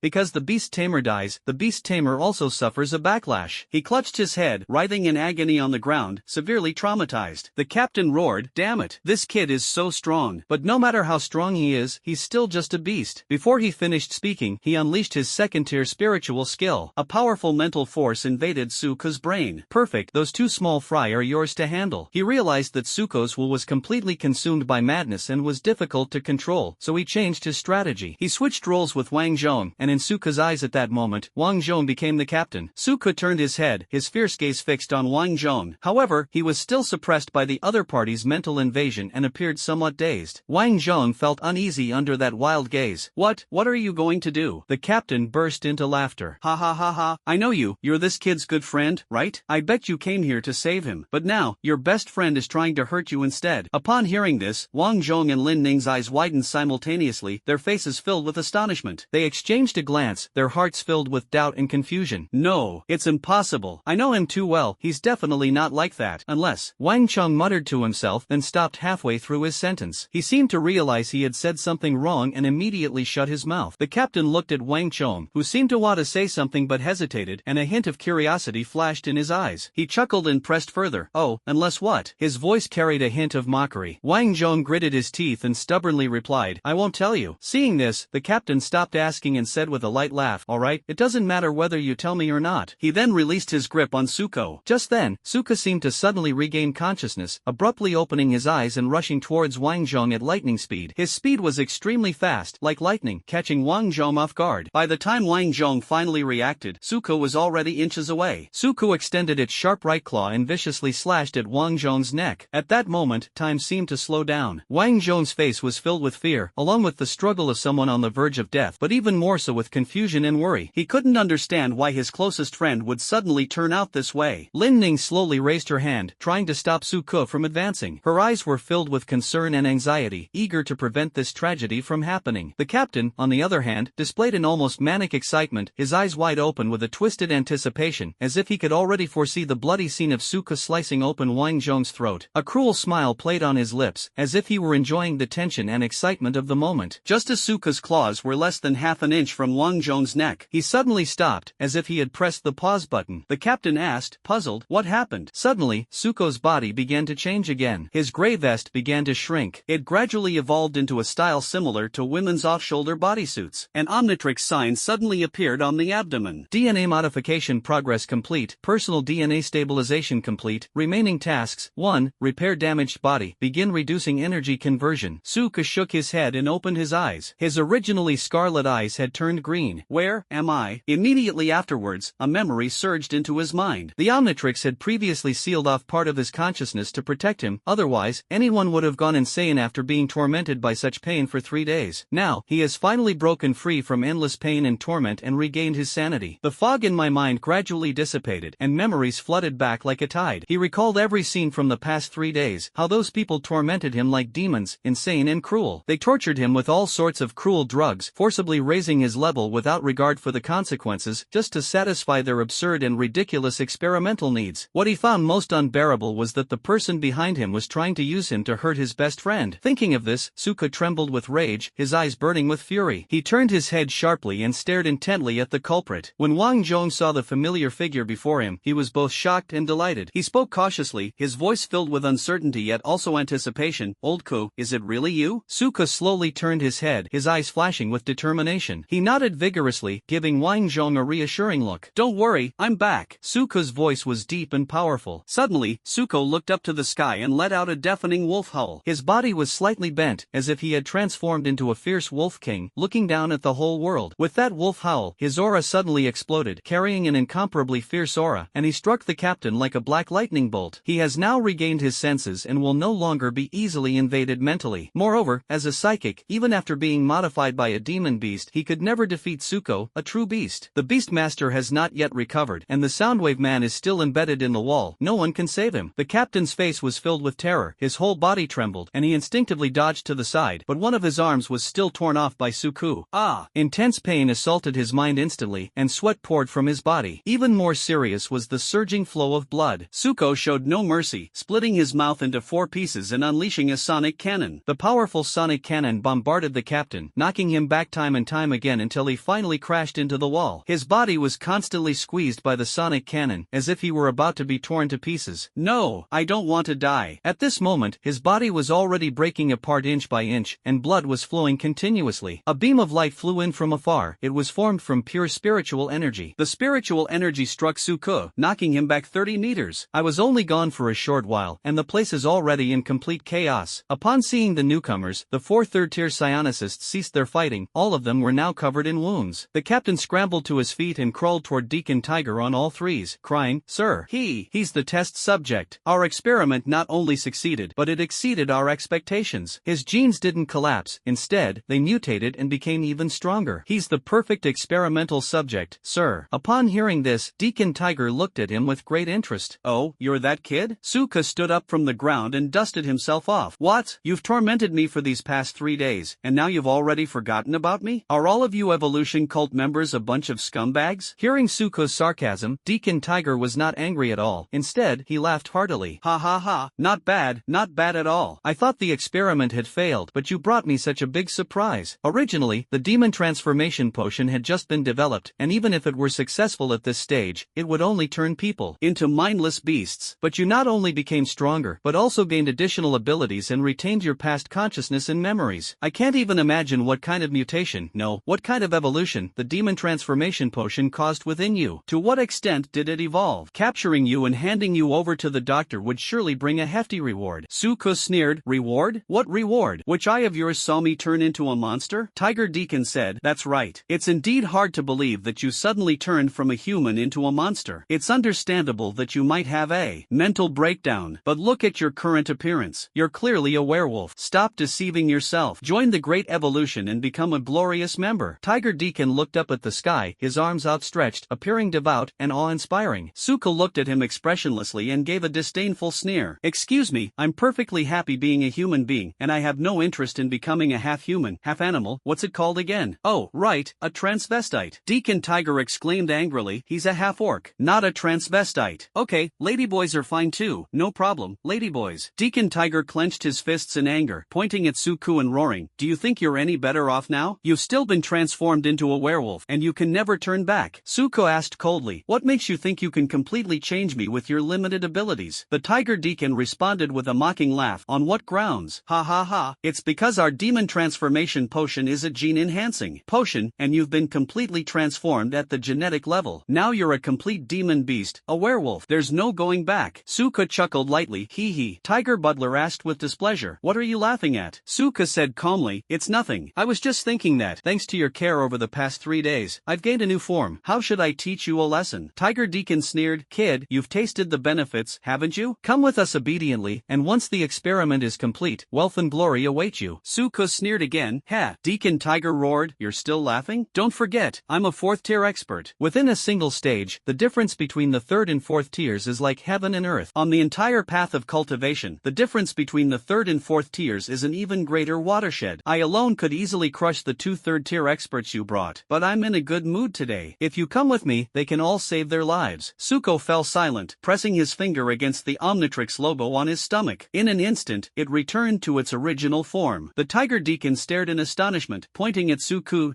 how did you do that? Suka said casually, oh dear, your potion isn't very good, is it? Could it be that the time has come? I suddenly turned back. The Tiger Deacon pointed a trembling finger at Suku, stop lying. I can see it now. The reason you can turn back is because of your special ability, isn't it? I never expected this. I thought you were just an ordinary beast-like ability user, with a few different forms. I never imagined you could actually alter genes. In that case, you should join our evolution cult. Believe me, with your extraordinary abilities, once you join us, you will definitely become a superior person, standing above all others. Tiger Butler's tone was filled with barely concealed excitement. Isn't the ultimate goal of their evolution cult to completely evolve humans into monsters? The fact that Suku could recover from his original state after being transformed into a monster due to genetic changes shows that his superpowers are closely related to his genes. Such a person must be brought back to the evolution cult. Deacon Tiger had already begun to act, but Suku calmly said, Sai, destroying an evolution cult stronghold, killing so many cult members, and killing a 4th tier expert with only a 2nd tier body. With such achievements, even Imperial University would be begging me to study here. Tiger Deacon sneered, young man, don't talk big too soon. I'm sincerely inviting you. If you're willing to come with me, I can give you everything you want. Suko retorted, then can you give me your life? You little brat, don't be ungrateful. I'll give you one more chance. Come with me, or you'll regret it. Suka chuckled, hee hee, sorry, I don't drink. As soon as he finished speaking, Suka started the little broken watch. Officially, villains like you deserve to be killed by everyone. Personally, because of you, I suffered for 3 days straight. The pain was like being pierced by 1,000 arrows. Now, I only want to kill you and that doctor. Just wait, I'll get some interest from you first, and I definitely won't let that guy get away with it. After he finished speaking, he turned to look at Wang Zhong and Lin Ning. Don't say I'm neglecting my friends. I'll kill as many of these tier 1 Karami as I can and accumulate some merit points. Uncle Zhang, Uncle Li, protect those two. Wang Chonggang wanted to remind them that they were also at the 1st level, but Suko had already pressed the dial. The hero has arrived. In an instant, a flash of green light appeared, and Suko's figure continued to grow larger, his head reaching the roof. Even so, his body continued to expand, eventually breaking through the roof. The seemingly sturdy roof was as fragile as paper, easily torn apart by him. As the rocks tumbled down, the cave shook violently, and dust billowed up. Finally, Suko's body pierced through the entire cliff from bottom to top. His head protruded from the top of the cliff and a giant rose from the ground. He exerted force on his massive body, and the entire mountain rumbled loudly. The mountainside crumbled under his immense power. Super giant man. The roar was like that of a fierce tiger, shaking the mountains and forests and causing countless monsters to flee in terror. The sound carried extremely far. Hearing the shouts from afar, the patrol team immediately rushed to the source of the sound. Yi Tian and Gao Zhen naturally heard it too. Gao Zhen asked, what happened? Yi Tian replied, let's go take a look. The two flew toward the direction from which the sound came. Meanwhile, at the stronghold of the evolutionary cult, a giant over 30 meters tall appeared. He had a sharp horn on his head, 2 blade-shaped fin-like protrusions on each arm, and 4 eyes on his face. His imposing presence was awe-inspiring. Just as the rocks were falling, thanks to Suka's timely warning, Lao Zhang and Lao Li reacted quickly and protected Wang Zhong and Lin Ning. But the evolution church wasn't so lucky. The 2 third-tier experts were only concerned with dodging and paid no attention to the others. The first-tier disciples suffered heavy casualties, with many corpses scattered everywhere. The 3 second-tier disciples had already lost their ability to move and were hit by falling rocks before they could recover, all of them losing their lives. The crowd stared in disbelief at the giant before them, their expressions blank, finding it hard to believe that this enormous creature had once been their size. Suko looked around at his current body, then at the tiger Deacon on the ground, which was as small as an ant, and stomped down hard. Deacon Tiger hurriedly raised a spiritual energy shield to block it. This kick was so powerful it shook the earth, and even the tiger Deacon's spiritual energy shield developed cracks. That protective shield was formed by a 4th-tier expert, which shows how heavy that kick was. Seeing that Deacon Tiger's protective shield had not broken, Suko bent down and began to furiously pound down with his fists like drills. Each punch was powerful and heavy, producing a deafening thump-thump sound. It must be said that the defense of a 4th-tier powerhouse is indeed extraordinary, remaining unmoved even in the face of the immense power of a colossus like Suko. Butler Kahu would certainly not allow the other party to run rampant. Don't go too far. Ugh! With a roar, Tiger Butler completely abandoned his butler identity. To be precise, he turned into a real tiger. That's right, he not only underwent tiger-like physical modification, but his superpower also transformed him into a tiger. Despite knowing that Suko was only at the 2nd tier, he still dared not underestimate him in the face of Suko's enormous size. Gigantify. This is a powerful spiritual skill he awakened after breaking through to the 4th rank. With a roar, Tiger Deacon's body rapidly expanded. This is a spiritual skill awakened after breaking through to the 4th rank. It can consume a certain amount of spiritual power to increase its size. The more spiritual power consumed, the greater the size increase. This time, Tiger Butler's size has been increased by a full 8 times. His transformed tiger form is nearly 4 meters long including his tail, and 1.4 meters tall. Now, he is almost on par with Suko's transformed giant form. However, this transformation also consumed nearly 2/3 of the Tiger Butler's spiritual power, and its enormous size meant that each movement required a large amount of spiritual power to support it. On the other hand, Suko also faces the same dilemma. The colossal size and powerful attributes of the giant cause an astonishing consumption of spiritual energy. He can only maintain it for about 3 minutes at most. At this moment, he didn't even dare to use his light-based skills lightly. The same was true for Tiger Butler. Because Suko's size was too large, he had to expend a lot of spiritual power to transform himself to the same size as Suko. However, in this form, he is unable to use other spiritual techniques. The reason is simple. Increased body size leads to enhanced spiritual power, but also means greater consumption of spiritual energy. Therefore, the two tacitly chose to engage in close-quarters combat. The scene resembled a real-life Ultraman battle against monsters. However, the island nation has been destroyed, leaving no memorable footage. Although Tiger Butler's sharp claws and teeth were fierce, his massive body made him seem somewhat unfamiliar with controlling his body. In comparison, the colossus that Suko transformed into was of a lower level, but it was larger in size, and the colossus race had exceptionally strong attributes. What's even more remarkable is that the colossus has sharp blades on both sides of its arms, making them deadly weapons. More importantly, after transforming, Suko has completely become a giant, and his control over this body and the use of various abilities are much more proficient than Tiger Butler's. In this fierce duel, the two exchanged blows, making it difficult to determine a winner or loser. Meanwhile, on the battlefield below, Lao Zhang and Lao Li clashed again with two 3rd-tier powerhouses from the evolution cult. Wang Zhong and Lin Ning, on the other hand, raised their weapons and engaged in fierce combat with other 1st-tier cult members. Initially, the evolution church suffered heavy losses and casualties due to the falling rocks. At this point, they were either dead or wounded, almost none of them were unharmed. But thanks to the protection of Lao Zhang and Lao Li, Wang Zhong and Lin Ning were not harmed in the slightest. The situation is now clearly in their favor. With his overwhelming strength, Wang Zhong defeated Karami with a single punch. Anyone struck by his punch immediately loses the ability to move, and if the punch hits a vital spot, they die instantly. Lin Ning was equally formidable, her dual sword skills masterful, allowing her to nimbly maneuver through the enemy encirclement. Protected by her armor, her enemies were unable to breach her defenses, instead suffering cuts and bruises from her blades. The battlefield instantly became extremely intense, and the sounds were deafening. A large patrol team had gathered not far away and was heading this way. Yi Tian and Gao Zhen will arrive soon. At this moment, the red light on Suko's chest began to flash. Deacon Tiger sneered. Haha, kid, you can't take it anymore, can you? What I said before still holds true. Come with me obediently, or you'll suffer even more. Suko did not respond, but instead punched Tiger Steward in the head. A large canine tooth fell out with a thud. It hit the air-type ability user squarely. Ah! The sharp fangs pierced his body, killing him instantly. Old Zhan looked completely bewildered. Huh? Does this mean I got a good deal? The tiger tooth fell to the ground along with the corpse of the air-type ability user, and gradually shrank after losing its spiritual power support. But that person was already completely dead. What followed was Suko's enjoyable 2-on-1 time. He scoffed, am I just incredibly lucky, or is someone just incredibly unlucky? Tiger Deacon's eyes widened in anger, his teeth grinding together. Boy, don't get cocky. A glint of of light flashed from his right claw. In his anger, he disregarded the depletion of his spiritual energy and directly used his spiritual technique. With the enhancement of spiritual energy, his right claw became even sharper, faintly radiating a cold light. The next moment, Tiger Deacon leaped up like lightning, unleashing tremendous power and speed, his right claw like a hook pointing straight at Suko. Suko crossed his arms, trying to block the attack, but the opponent's strength far exceeded expectations, and Suko was knocked to the ground by a powerful blow. 3 bloody, gruesome cuts ran down his arms, with blood gushing out continuously. As Suko fell to the ground, the Tiger Deacon pounced on him, pinning him down and slashing at him with his claws. Sharp claw marks were etched all over Suko's body. Suko, of course, would not sit idly by and wait for his death. He used both hands to firmly hold down the Tiger Steward's head and slightly raised his body. At this distance alone, the Tiger Butler's claws could not reach him. Then, Suko released one hand, clenched his fist, and struck Tiger Deacon's neck repeatedly. Tiger Butler winced in pain and had no choice but to release his grip. Suko sprang to his feet with a somersault. The violent shaking almost caused people on the ground to lose their footing. He used the fin-like appendage on the back of his hand to cut a deep gash in the Tiger Steward's body. These fins are exceptionally sharp, comparable to a hand knife. 3 sharp teeth gleamed silver in the Tiger Butler's mouth. There should have been 4, but Suko knocked one away just now. Even so, this is still a genuine second-tier spirit skill, far more ferocious than the claws from before. Suko tried to dodge, but was quickly closed in by the powerful momentum unleashed by the Tiger Deacon. Just as the Tiger Steward's mouth was about to bite his shoulder, if it succeeded, it would surely pierce through his shoulder. At the critical moment, a fist formed from spiritual energy struck Tiger Deacon hard on the head. It not only violently sent his body flying, but also broke another of his teeth. At this moment, Tiger Butler only had 2 sharp fangs left, one on the upper left and one on the lower right. Gaojin fell heavily to the ground, raising a cloud of dust. Damn it, we've finally found you. Not only Gaojin, but Yi Tian also deactivated his shadow cloak and revealed his form. As the 2 approaching figures approached, Tiger Butler felt a growing urge to retreat. Putting aside the fact that Gaojin's level is comparable to his, it's hard to say who would win or lose. Moreover, Yi Tian was also there. With the 2 of them joining forces, he was powerless to resist. Moreover, he had just fought with Suko, and his spiritual energy was greatly depleted, leaving him with very little. If I were to fight those 2 again, I would surely die. After some thought, Tiger Butler immediately shrunk his body and fled desperately into the distance. As he ran, he thought to himself, when I get back, I'll definitely report that kid's situation to headquarters. They'll send strong experts then. That kid won't be able to escape. It must be admitted that, as a 4th-tier powerhouse, Tiger Steward's escape speed was extremely fast. Unfortunately, he was injured and had little spiritual power left, so he was unable to shake off Yi Tian and Gaojin's pursuit. The web of night. A large, pitch-black net quickly enveloped Tiger Steward. Clouds follow the dragon, wind follows the tiger. Intense wind elements gathered around him, doubling his speed. Of course, the tiger wouldn't normally awaken wind elemental skills. These were abilities he gained after absorbing the crystal core. Seeing the Deacon Tiger was speeding up and had the potential to escape, Suko immediately mobilized the last of his spiritual power and made an L shape with his hands, his preferred posture. Then he shouted, Zeppelian Ray. Instantly, a dazzling and intense beam of light shot out from his arms, striking Tiger Butler precisely. No matter how fast Tiger Butler is, he can never catch up with the speed of light. He had now regained his enormous size, and light enveloped almost his entire body. Ah! An intense burning sensation instantly swept through his body, and Tiger Butler couldn't help but cry out in pain. The light lasted for a full 3 seconds, and Suko's spiritual power was completely exhausted, leaving him no choice but to revert to his original form. Having just returned to its original form, I wanted to meet up with my friends, but after taking 2 steps, I stepped on something hard. He lifted his foot and saw a blue ring. Could it be? He quickly put the ring into his pocket. I have to thank Omnitrix, which has been diligently protecting Suko's clothes. Although the transformation would damage his clothes, they disappeared when he transformed into a wolf-like creature and reappeared when he transformed back into a howling wolf. At the same time, Lao Zhang and Lali worked together to kill the 3rd-tier expert, and the other 1st-tier minions were also completely eliminated. Therefore, Suko is currently in a safe place. After being attacked by the light, the Tiger Butler's fur was burned to ashes, and his exposed skin was red and charred, suffering at least 2nd-degree burns. Under these circumstances, he had no chance of escaping Yi Tian and Gaojin's pursuit. They were tightly bound by the dark net of the night sky. At this moment, his spiritual power was exhausted, and he reverted to his original form. Despite this, he struggled desperately, but to no avail. Gaojin laughed and said, "Hee, we caught a 4th-order evolution cult deacon, so we should at least get a 3rd-class merit. Those who become deacons in the 4th-order evolution cult come into contact with many secrets. For example, these tiger deacons certainly know why Suko was arrested this time and what the purpose behind it is." However, something unexpected happened. Tiger Butler's body began to shrivel, and his blood rapidly drained away. Before Before long, it was as if all the blood in his body had been drained, and he turned into a dried-up corpse. A few seconds later, his head actually exploded. Gaojin asked incredulously, what exactly happened? Seeing the other party's horrific state, Yi Tian couldn't help but gasp, I don't understand either. Although I've captured prisoners before, I've never seen anything like this. Despite their many doubts, the situation had already progressed to this point, and they had no choice but to grit their teeth and deal with it. They rushed to Suko to check on his condition. At this moment, in a secluded laboratory of the Evolution Church, the doctor was sitting in a chair, typing on a computer keyboard. Suddenly, an alarm popped up on the screen next to me, indicating that Tiger Butler's vital signs had disappeared. He glanced at it briefly and then casually deleted the message. He then walked to a small petri dish and stared at the tiny red worm inside, which was no more than a millimeter in size. It seems that the newly bred blood-sucking worms are quite successful, but the activation conditions are too demanding and need to be improved further. This is the blood-sucking worm that the doctor carefully cultivated. This worm can silently burrow into the human body and suck the host's blood dry. When the insect's body can no longer withstand the large amount of blood, it will burst inside. Such an explosion is powerful enough to pulverize a human body. Previously, he had secretly implanted blood-sucking worms into Tiger Butler's body, and the worms parasitized his brain. However, the prerequisite for the blood-sucking worm to activate is that the spiritual energy in the host's body must be exhausted. After all, this insect is too fragile. If it accidentally absorbs spiritual energy while sucking blood, the insect will collapse prematurely and be unable to complete the task of eliminating the infested creature. Moreover, these insects act entirely on instinct, without reason. The doctor programmed their instincts so that they would only start sucking blood when the host's spiritual energy was zero, which was equivalent to giving the insects a start signal. After all, if a person is forced to exhaust their spiritual energy, they will either be killed or become a prisoner. For the evolutionary cult, followers can be sacrificed, but they must never be captured, because that could lead to the leakage of important secrets. That's why the doctor specifically bred this insect to control his followers. However, this insect has obvious flaws. If the strength of the two sides is vastly different, the host will not have time to mobilize spiritual energy and will be captured, and the insect will not be able to be awakened. The professor returned to his computer and pulled up an experimental file. These are experimental data on the demon transforming potion. He deleted all information about Suko from the Yen City branch. After all, he had no clue about it. He deduced that the fact that Tiger Butler was forced into that situation meant the stronghold had been exposed and the branch had been completely wiped out. As for Suko, the experiments on him should have been declared a failure long ago. This time, he assumed that Suko either had a genetic breakdown or had been rescued. Even if they are rescued, their genetic defects cannot be repaired. Furthermore, Suko's foundation had already been damaged, and the reason he left early was to abandon this experiment. Therefore, this experiment was clearly a complete failure. In short, regardless of the circumstances, all branches of the evolution cult around Yen City have now been wiped out, and the doctor has deleted all of Suko's information. Suko has now completely escaped the site of the evolutionary cult, and can now spend some time in relative safety. Wang Zhong asked with concern, Oldko, are you alright? Those beasts didn't do anything to you, did they? Lin Ning also asked anxiously, is there anything wrong with your body? If so, tell me quickly, don't try to tough it out. Seeing how much his friends cared for him, Suko felt a surge of warmth in his heart. Don't worry, I'm in great health right now. I have a great appetite. It's just that. Wang Chung pressed further, what is it? Just then, Yi Tian and Gaojin were walking towards them, and Suko deliberately raised his voice a little. That's right. The evolution cult forcibly infused me with spiritual power for their experiments, raising my cultivation level. I've now reached the second tier, third stage, but my foundation is almost exhausted. I'm afraid I won't be able to improve any further. Upon hearing this, Yi Tian and Gaojin understood immediately that Suko had said this to them on purpose, and they couldn't help but shake their heads with wry smiles. There was no other way. Suko was a living, breathing human being, and yet he had been captured by the evolution cult and brought to their territory. Naturally, the responsibility fell on them. Unless it's something like his kidnapping, it has nothing to do with them. At most, they'll be accused of poor governance. But once the evolution church is involved, they become directly responsible. At this moment, they should be grateful that Suko was alright. Yi Tian comforted him. Don't worry, Suko, we will do our best to help you with the damage to your foundation. There is a rare natural treasure in our Yen City's treasury that can repair foundations. Although the effect is limited, it is extremely rare. You can take it and use it first. Every little bit helps. Gaojin also said, I'll go try to see if I can get one from up there. After all, wiping out a branch of the evolution cult is a great achievement, and maybe I can exchange it for something. Suko chuckled. Thank you so much, Mayor Yi and Commander Gao. Looking at Suko's sly expression, the two of them felt as if they had been tricked. However, they have to accept this loss. Yi Tian said, alright, let's hurry back and arrange for someone to clean up the scene. You can go back and tell us what you've been through these past 3 days. Upon hearing Yi Tian's words, words, Suka's previously nonchalant demeanor immediately turned serious, his face cold and his eyes revealing a strong killing intent. Some say that an adult's growth often happens in an instant. Suka's growth, however, took a full 3 days. He would never forget the pain of those 3 days. The relentless torment was deeply etched in his heart. He vowed to make the evolutionists taste his pain too, especially that guy. Suka thought of the doctor who had already left. That guy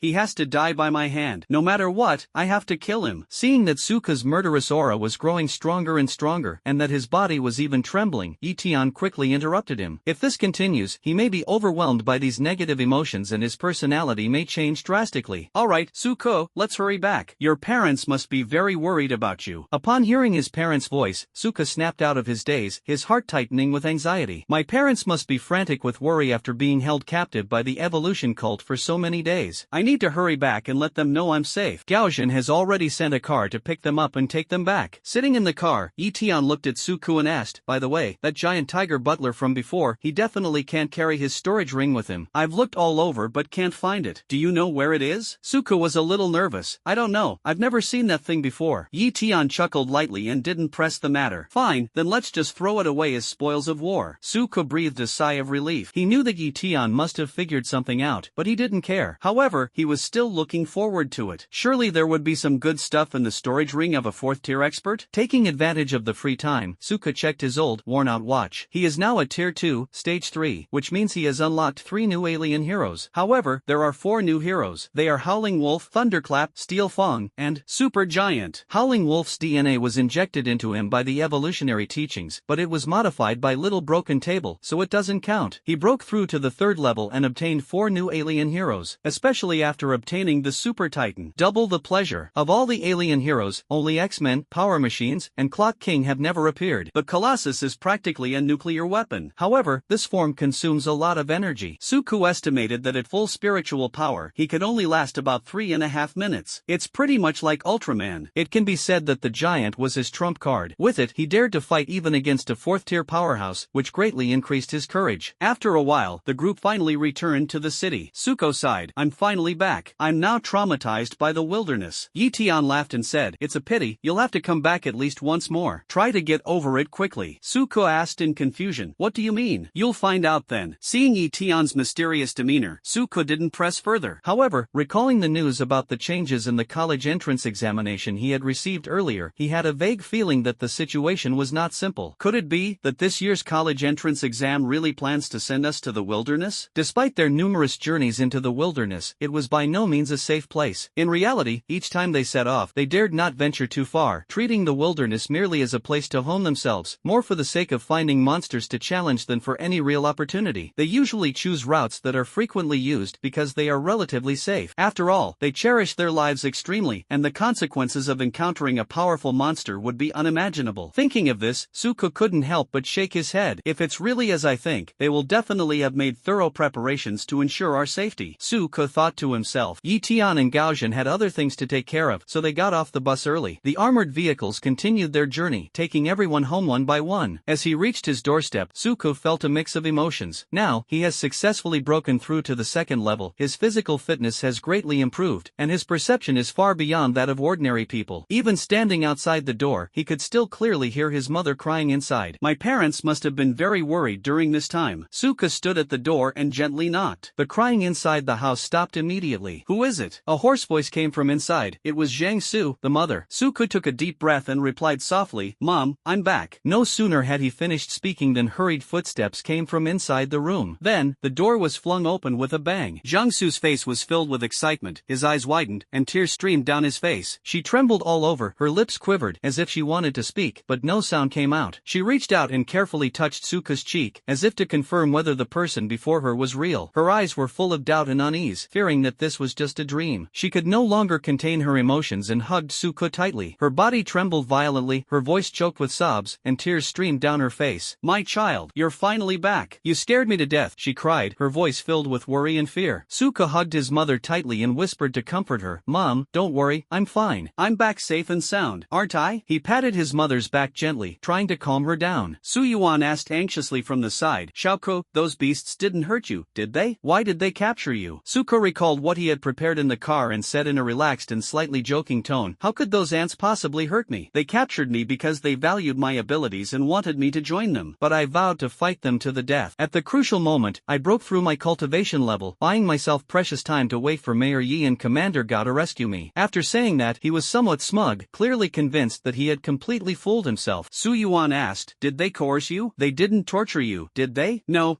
if you really want to know, does not letting me eat or drink for 3 days count? Jiang Su roared. What? Those beasts haven't fed or drunk you for 3 days? Oh dear, Xiao Ke, you must be starving. Mom will go and cook for you right away. She rushed to the kitchen, afraid that he would go hungry. Su Yuan said, alright, stop standing at the door and come in. After Suka sat down, Su Yuan quickly poured him a glass of water. Dad, don't exaggerate. I've already taken care of myself on the way here. In such a short time, what kind of health can you expect? Hurry up and drink some, then eat more later and replenish your energy. There's nothing I can do now that I've lied. I can only try to cover it up. Just as Suka raised his glass to drink, a sudden roar of an engine sounded outside. He opened the window and saw a cool, bright blue sports car parked outside. Just by looking at that car, you can tell it's not cheap. Who is this important person who has come all the way to our area? Su Yuan asked. Are your uncles here? Suko asked in confusion. What is that? The sports car door opened, and 2 men and 3 women stepped out. The 2 young men and women looked to be in their early 20s, while the other 2 men and women, though slightly older, were at most in their 40s or 50s. There was another woman, Zhang Xin. Zhang Xin recognized them at a glance, and Suko also felt that the other 4 people were very familiar to him. After looking at it a few more times, he finally recognized it. This.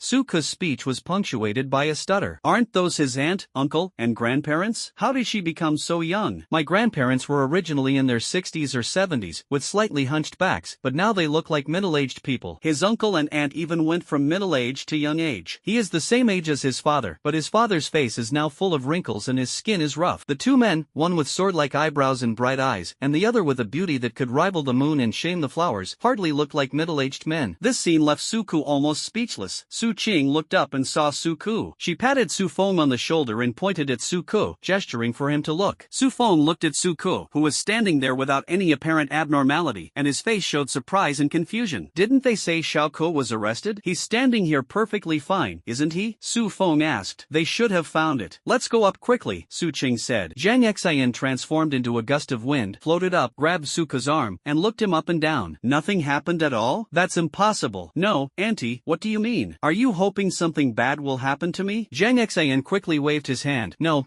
it's just that I heard you were captured by the evolution cult, but you not only escaped but also came out without a scratch. That's not like them. Logically speaking, at least some part of your body should have been transformed into a demon beast. Heh, it's not just a certain part. My whole body has been transformed into a monster, okay? Su Ke thought to himself. I'll explain that to you later. Anyway, I'm fine now. After a while, Su Qing, Su Feng, and Suka's grandparents, Su Long and Li Feng, also came upstairs. Upon seeing Suko, the 2 elders excitedly embraced him tightly. Oh, my darling, I've missed you so much. You must have suffered so much. Suka comforted her. Grandma, I'm fine. I'm in good health, don't worry. Su Long roared. Dog, if you've been wronged, tell Grandpa, and Grandpa will have your uncle hire mercenaries to wipe out those guys. They're a bunch of disgusting beasts. He was an old man who had farmed all his life, but at this moment he exuded a faint murderous aura. Clearly he was really angry. Suka said firmly, don't worry, Grandpa, they're all dead. Not one is left. That's good. Su Long breathed a sigh of relief. Su Yuan greeted everyone. Mom and Dad, don't stand outside. Come in quickly. Su Yuan quickly invited everyone inside, and Zhang Su also turned off the stove and came out to greet them. I thought I would be back in a while, but I didn't expect to arrive so soon. Su Qing sighed. How could we not be anxious? Ever since we found out that Xiao Ke had been kidnapped by that group of evolution cult members, my parents have been extremely worried and made us buy plane tickets overnight to rush back. We bought express tickets, but it still took us 3 days to fly over. The world is completely different from before. There are no more regular daily flights. To travel between the 2 cities, you have to buy a private ticket. What is a private event ticket? That means if you want to go to that city, you have to pay a fixed fee. If one person goes, that person pays. If several people go, they share the cost. On the way there, besides the captain and co-pilot, there were only you guys. There weren't even any flight attendants. Moreover, this is a one-way ticket. You have to pay for the return trip yourself. Even if you decide to stay in that city and not leave, you still have to pay this money. The plane will stay there for a maximum of 3 days before returning. If you miss it, you'll have to buy another ticket. The airfare is extremely high, far beyond the reach of ordinary people. Su Feng couldn't help but ask, what exactly happened? Why would the evolution cult target Xiao Ke? Su Yuan replied, it seems they've taken a liking to Xiao Ke's talent. I'm not entirely sure. Ultimately, we'll have to ask Xiao Ke himself. But seeing how much his parents cared for Suko, the four of them thought about it and decided to wait and see. The news that Suko had been captured by the evolution cult spread far and wide. This incident quickly caused a sensation throughout the region, with people both shocked and filled with sympathy for Suko's plight. Naturally, his uncle and maternal grandparents also learned of this news. Upon hearing this, they were extremely anxious, their minds filled with worry for Suko's safety. The house was too small to accommodate so many relatives, so everyone decided to eat out. This way, not only can all relatives participate in the celebration, but it also provides a spacious and comfortable environment. They chose the largest private room and the largest restaurant in Yen City, and all the relatives focused their attention on Suko without exception. Their eyes were full of concern and curiosity. Everyone wanted to know what Suko had gone through during this time and how his health was. Feeling a little uncomfortable under the gaze of everyone, Suko also felt the warmth and love of his family. At this moment, Su Feng broke the silence first. He looked at Suko and said seriously, "Little Ko, don't think your uncle is asking too many questions, but we must find out why the evolution cult kidnapped you. This is too dangerous. Don't worry, your uncle and aunt have some connections in the capital. As long as you tell us, we have a way to help you get revenge." Suko knew that Su Feng and Su Qing's business in the capital was making progress, but he didn't actually know how strong their actual capabilities were. However, from Su Feng's words, one could sense that they did indeed hold a certain amount of influence in the capital. Perhaps my talent is too dazzling, and they are jealous and want to capture me to serve them. Su Qing interjected, "We've heard Xiao Xin mention your talent. It seems that every time you break through a watershed, you gain a new form, is that right?" Suko looked at Zhang Xin, and Zhang Xin nodded to him. Breaking through a watershed moment creates another form? That sounds much more reasonable than each segment creating a new form. Suko replied, "That's right, I now have 5 forms in total." He is now at the second stage, third level, having broken through 5 watersheds, which correspond to 5 different forms. Su Qing continued, "As far as I know, your supernatural talent could not possibly be just at the earth level." Zhang Xin added, "There's a beast-type psionicist in our school. Every time he breaks through a major stage, he gains a new beast form. His talent level is heaven level. However, the abilities of each of his forms are quite ordinary. Although he has a variety of forms, his individual combat power is insufficient. He has to rely on absorbing the spiritual techniques in the crystal core to make up for it. Perhaps that's why his level is only heaven level." Upon hearing this, Zhang Lan exclaimed in shock, "Then Xiaoke's talent level must be legendary?" Zhang Xin nodded and said, "Possibly. I've seen each of his forms before, and they're all incredibly powerful. Plus, he has a large number of forms, so he's at least legendary level." Su Yuan stood up excitedly, his hands trembling as he said, "My son is also a legend." Su Cheng smiled and comforted her, "Don't worry, we'll have to test it to know the specifics." As she spoke, she took out a crystal ball from her storage ring. When everyone saw the crystal ball, their faces showed expressions of disbelief. Zhang Lan exclaimed in surprise, "My god, they even have a crystal ball for testing. That's too extravagant." Su Cheng smiled and explained, "Don't look at me like that, everyone. This crystal ball is indeed expensive, but you can always buy it if you spend a little more money." Zhang Lan asked curiously, "Even so, the price must be quite high, right?" Su Cheng shook her head slightly and smiled, "Actually, it's not too bad, not too expensive." Then, she turned to Zhang Jianping and said, "Jianping is 17 years old now. We'll help him awaken his powers later." Zhang Jianping's eyes widened, almost unable to believe what he was hearing. He stammered, "Huh? Now, didn't you say we had to wait until the day we graduated from high school?" Su Qing explained, "The national regulation stipulates that the day of unified awakening is because the awakening crystal ball is very precious, and only one can be sent to each safe zone. Besides, there are also age requirements for awakening. You must be at least 17 years old. You should be over 17, right?" Zhang Jianping nodded, "It's full. I was born on July 30th. Su Qing smiled and explained, "That's right. The reason you think the awakening time must be set on that day is because each safe zone can only have one crystal ball at most." She paused for a moment and continued, "In-depth research has found that the optimal time for everyone to awaken is around the age of 17. However, since crystal balls are limited in number and extremely precious, there would be a great risk if they were taken out and used every day. In addition, considering the different birth times of individuals, some people may be in their second year of high school, but their physical development has not yet reached the maturity level of a 17-year-old. More importantly, after awakening one's superpowers, one still needs time and energy to learn and cultivate them. Therefore, making use of the ample time during the summer vacation allows students sufficient opportunities to improve themselves, which will facilitate the smooth commencement of teaching when the new semester begins." Taking into account all the above factors, and after extensive discussion and deliberation, it was finally decided that the awakening would take place after the students graduate from the second year of high school. However, don't forget that there are many wealthy people in this world. If we can buy awakening crystal balls, other factions can do the same. Those who possess their own crystal ball can awaken their descendants ahead of time, without being bound by a uniform schedule. schedule. However, ordinary families can only wait for this one free awakening opportunity. Of course, crystal balls are extremely precious. Providing one to each safe zone already represents a huge expense for the nation, and there are only a handful of extras, almost all concentrated in the hands of powerful forces in the capital. We were lucky to obtain one this time, so there's no need to worry too much about early awakening being unfair to others, since crystal balls require energy. The energy output of crystal balls is limited, and even money can't guarantee you can buy one. After allocating a share to each safe zone each year, the country has to retain a portion, leaving only enough for a few people. The one I have can only support the awakening of 3 people. Let's test Chauka first, then let Zhanping awaken. There's enough energy. Zhanlan hesitated for a moment and said, this thing is too precious. Why don't we let Zhanping wait until after graduation to awaken together? He felt these things were too precious to use casually. After all, although the two families are relatives, they don't usually interact much. Su Qing waved her hand, comforting her. Don't worry, we don't usually need it. If we run out, we can just buy more. Although the energy is scarce, it's not particularly expensive. We can always find someone to mine it ourselves. Moreover, awakening one day earlier means having one more day to cultivate than others, which is a rare advantage. Besides, during the college entrance exam, no one cares whether you had an early breakthrough. Everyone only looks at your ability and talent. If you truly did have an early breakthrough, that's your own merit, and no one can blame you. Zhang Lan nodded after listening, then turned to Zhang Zhanping and encouraged him. Son, why don't you give it a try? Zhang Zhanping took a deep breath and slowly placed his hand on the crystal ball. In an instant, the crystal ball emitted a dazzling and intense pure white light, like a blazing sun. Su Feng said, generally, elemental elements will emit corresponding colors. Pure white ones are either light elements or other elements. Different elements will emit light, while non-elemental elements will not, remaining pure white. Judging by the intensity of this light, the talent has already reached the heavenly level. Heavenly level. Zhang Lan's eyes widened like saucers as she exclaimed in surprise. Su Ke's aunt, Zhao Lan, was just as shocked. At that moment, only one thought occupied their minds. Their son had made something of himself. Zhang Lan asked eagerly, Zhanping, tell me quickly, what is your special ability? Zhang Zhanping closed his eyes, feeling the changes within his body. Immediately, his body began to change. Its head became round, a beak grew from its mouth, its hands became wings, its legs became claws, and its body was covered with feathers. About a minute later, he had completely transformed. Su Ke exclaimed in surprise, beast transformation ability? Zhang Lan and Zhao Lan were so excited by what they saw that they almost cried. This was clearly a flying-type beast-like ability. It's important to know that beast forms with the ability to fly are often referred to as beast nobles. Zhang Zhanping was also very excited, but unfortunately he was indoors and dared not fly, so he could only suppress his curiosity and transform back into human form. My superpower is beast transformation, Zhang Zhanping announced excitedly. That's fantastic, Zhanping. Zhang Lan excitedly hugged her son. Your future is sure to be very bright. Zhao Lan couldn't help but shed tears of joy, feeling genuinely proud of her son. Su Ke said, I remember in myths and legends, the golden rock could blot out the sky and soar up to 90,000 miles high with a single flap of its wings. It could also breathe fire and its feathers were incredibly hard. You should have similar abilities, right? Zhang Zhanping explained. First, the phrase soaring 90,000 miles high describes the Kuanping. Second, my beast transformation possesses 3 attributes, fire, metal, and wind. I can sense that with each subsequent tier advancement, I will simultaneously gain skills of all 3 attributes. In other words, while others can only gain 1 skill per tier, I can gain 3. Su Ke exclaimed in surprise, oh dear, they're all the same, just 3 skills. Does that mean you're invincible? Zhang Xan calmly reminded him, don't be too happy yet. If he had a legendary talent, he might truly be invincible, but he only has a heavenly talent. At the first tier, having 3 skills at the same time means the power will definitely be divided into 3 parts. Zhang Zhanping nodded, that's true. Among those of the same level, none of the 3 skills I can acquire are as good as others, but my advantage lies in the quantity. Moreover, attributes are actually secondary. The most crucial thing is physique. I just awakened, so my physique is the same as before. After that, my physique will triple with each subsequent tier advancement. Su Ke exclaimed in shock 3 times. Your wingspan is about 2 meters now, but once you break through to tier 1, it will directly become 6 meters. Tier 2 is 18 meters, and your size will keep getting bigger and bigger. Zhang Zhanping replied smugly, that's right. Once the level increases, a single transformation will be enough to blot out the sky. Before he could finish speaking, Su Ke eagerly chimed in, then you can use it as an airplane. Zhang Zhanping was speechless, thinking to himself that his powerful and awesome superpower was only good for being an airplane in Su Ke's eyes. He couldn't help but ask, seriously? With my incredible strength and amazing abilities, all you see me for is to be an airplane? Su Ke retorted confidently, do you think it's okay to use it like this? Zhang Zhanping was speechless. After all, putting aside the future, just the fact that he breaks through to the first level and his wingspan wingspan is 10 meters will be enough to carry 1 or 2 people. Zhang Jianping hesitated, as if he wanted to say something but then stopped. Suka put his hand on Jianping's shoulder and said, Jianping, you'd better cultivate well. I'll be waiting for you at Imperial University. When we venture out, you'll be my personal mount. Zhang Jianping shouted angrily, get out. The private room was immediately filled with laughter and cheerful conversation. Everyone would be happy if a genius appeared in their family. Su Feng said, alright, let's quickly have Xiaoke test his talent. Zhang Jianping also eagerly said, yes,